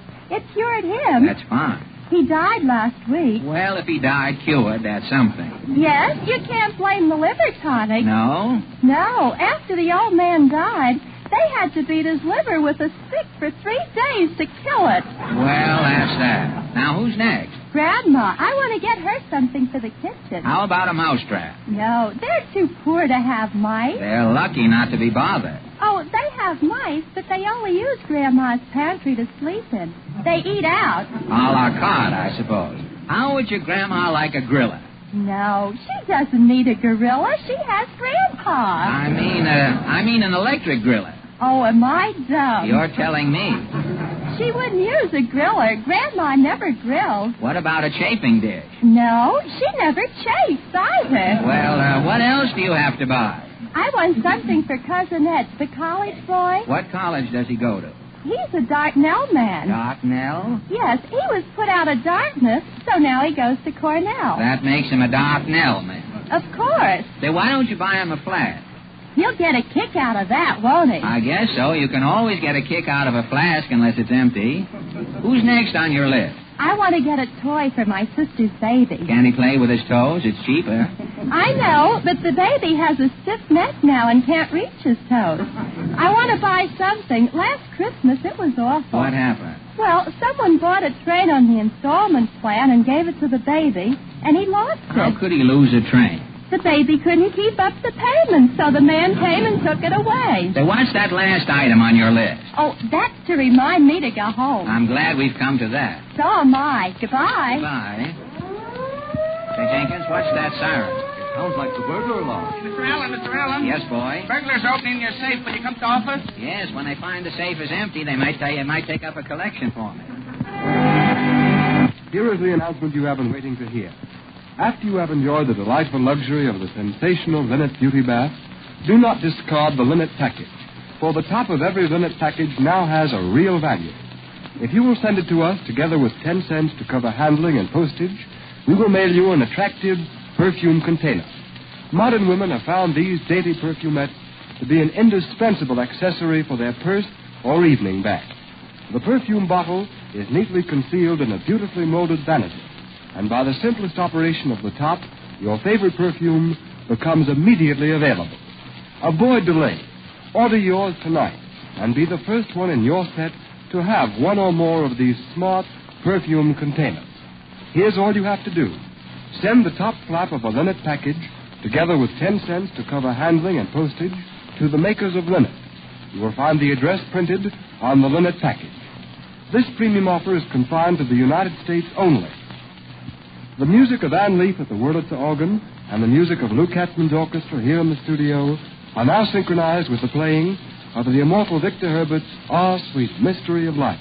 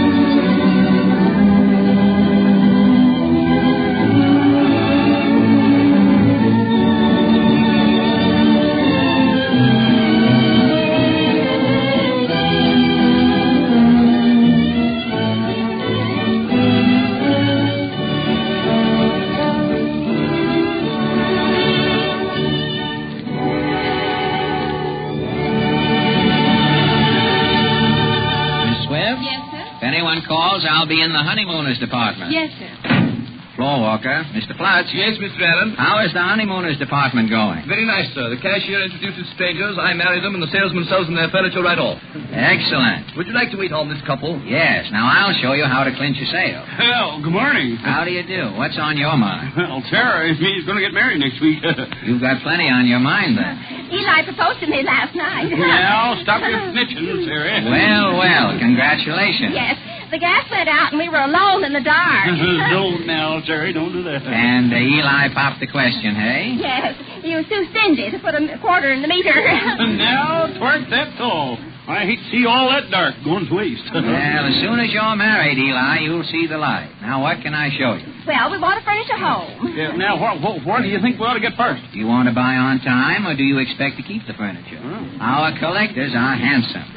Well, in that case, I guess we'll pay cash. Oh, is that so? You don't trust me. Practically accusing me of being unfaithful already. No, of course I trust you. Spying on me all the time. Now, could I interest you in one of our new closets? Made especially for traveling men's wives, with a phonograph attachment inside.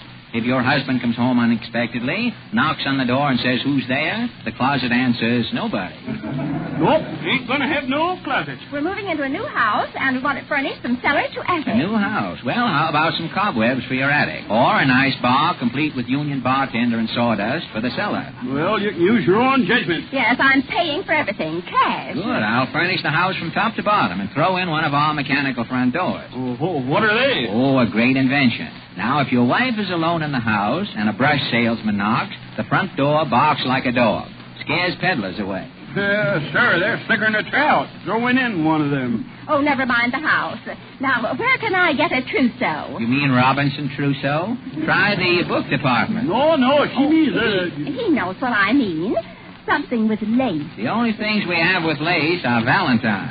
By golly, you look funny in a Valentine, Terry. Oh, is that so? Well, let me tell you something, Eli Whitney. I've taken just about enough from you. Now, don't you get up your high horse there. Well, I'm running this shopping expedition. You're only marrying me for my money. Well, it's the only way I could get it. Now, wait, please. No fighting, folks. You're not even married yet. No, and we're not going to be married. You took the words right out my mouth. I'm through. Goodbye, doggone it. Good riddance to bad rubbish. What about this furniture you bought? Well, I can't take it if I'm not going to be married. Oh, what about me? I'm losing a sale. Well, I'm losing a husband. No, you're not. Business is business. You're going to marry me. Oh, this is so sudden. Oh, I hope I'm not making a mistake. Our store guarantees satisfaction, madam, or your money will be refunded. Well, all right then. Bring yourself up COD. Now, here's my address. Goodbye. Congratulations, Mr. Allen. That's salesmanship. Thank you, Jenkins. Here's another lady customer. Do you want to wait on her? No, if I make another sale, it'll be bigamy.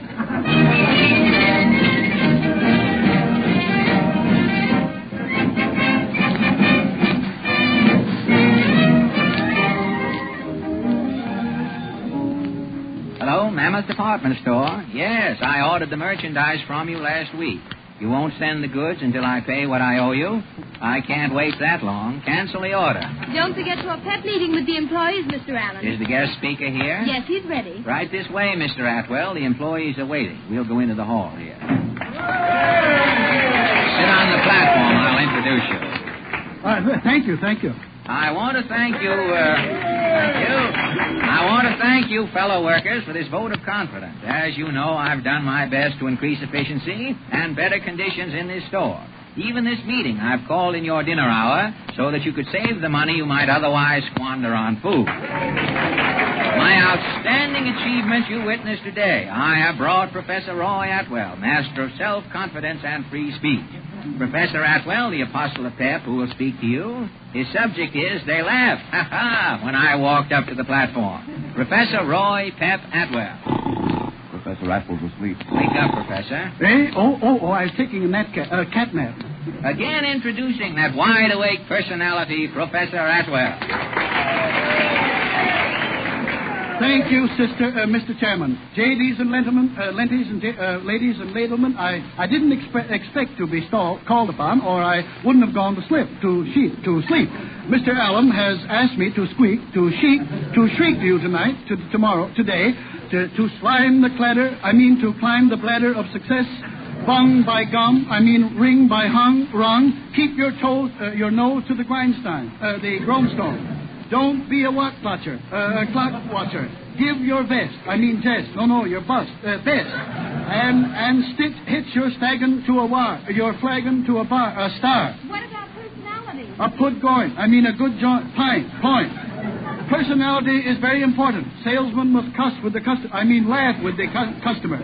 Show your teeth, even if they're in your pocket. The man worthwhile is the man with a smile. Whence all but Jim has fled. Him has fled through. Sales talk. Yes, they are essential evils. A good salesman must have a gift of a gab. He must have both feet on the ground, and his subject well in hand. Business is no place for idle talk and poppycock. The man with the bull should take the customer by the horns, and 9 times out of 11, if the the shoe fits, he will wear it on the other feet. Toe. Foot. Doesn't that remind you of a funny story? Yes, but a poke in my mouth, a joke in my mouth is no laughing mutter. My first attempt at subject squeaking was agonizing. The conference room was routed. When I stood up, a fritter ran through the room. A man named Husing said he's putrid. They were laughing at me, but I grinned inside. My voice, clear as a bell. No, not the Bibberty Lell. One crack at a time. I spoke, driving home fact after fact. I let myself grow. Soaring to a smashing finale that brought them to their fleets. I finished. There was a moment of tense silence. Then it came. Not a deafening rave of applause, but a strange noise. I'd never heard it before. It was like... that was it. And I knew I had made good as I've made good here today. You're a riot, Professor. Yes, that always happens when I squeak. I'll speak out through the back hall. That's fine. You can't tell how this will turn out. Order, please. Employees will return to their departments.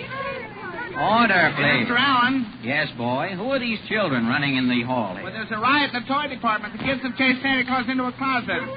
Just a minute, kiddies. Now, just a minute. Free ice cream will be served in the basement. That'll get rid of the little rascals. When are you serving the ice cream? Next July. The kids will find that out later. Now, where's that Santa Claus? Here he is in the closet. Come out of there, Kringle. What's the matter? I've just gone to pieces, Mr. Allen. I've lost my nerve. Buck up, Sandy. Oh, I can't. I've been a Santa Claus for 20 years. I've been lying to kids for so long I can't look a baby in the face. Oh, come on now. Take an aspirin and get back on the job. Oh, it's no good. Woe is me. I filled my last stocking. Don't say that. This is your life's work. You can't give up so easily. Oh, I'm so afraid. Nonsense. Here's a little boy now. Pull yourself together and give him the work. I'll try. But, I know I can't make good. Leave it to me. Have you met Santa Claus, little boy? Who do you think you're kidding?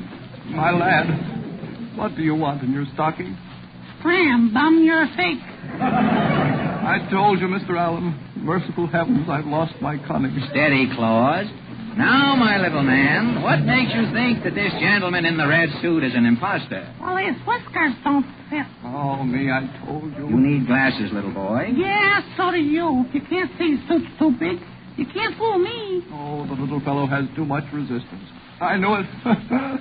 I'm ruined. This is the end. Come back here. Where are you going, Sandy? Now, you see what you've done, boy? He's jumped through the window. Now what have you got to say? There ain't no Santa Claus.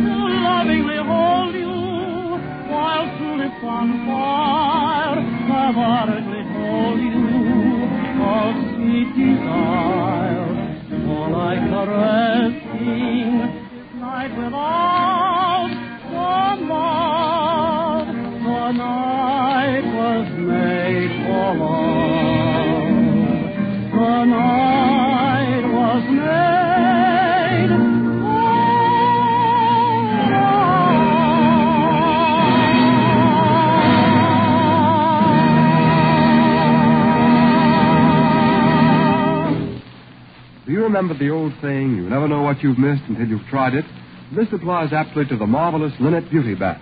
A pleasant bath while you're experiencing it, and the most satisfying and beneficial results immediately after. Instantly, your skin becomes soft and smooth as velvet. This velvety feel comes from an extremely thin layer of linnet left on the surface of the body after your bath, evenly distributed over the entire surface of the skin. Tonight, after your busy holiday activities, why not enjoy the soothing luxury of a linnet bath? Notice what complete relaxation it affords your entire body. And notice, too, the refreshing difference in your skin. Linnet, spelled L-I-N-I-T, is sold by your grocery store, drug, or department store, and costs only 10 to 15 cents according to the size of the package. Before returning you to Fred Allen, may we again remind you of our attractive perfume container offer. Make a memo now to write for yours tonight. Send the top flap of a linnet package together with 10 cents to cover handling and postage. Or mail the 10 cents with the top flap from a package of Cream Ale, America's fastest-selling dessert. You will find the address printed on both the linnet and Cream Ale packages. And here is Fred Allen. Good night, ladies and gentlemen, and I hope you've all enjoyed a real pleasant Christmas. And while it's a little early, I trust you will all have a happy and prosperous 1933. There's some consolation, though. No matter what other nations reject their war debts, America certainly got even with Turkey today. So don't forget, we'll all be looking for you next Sunday. So long.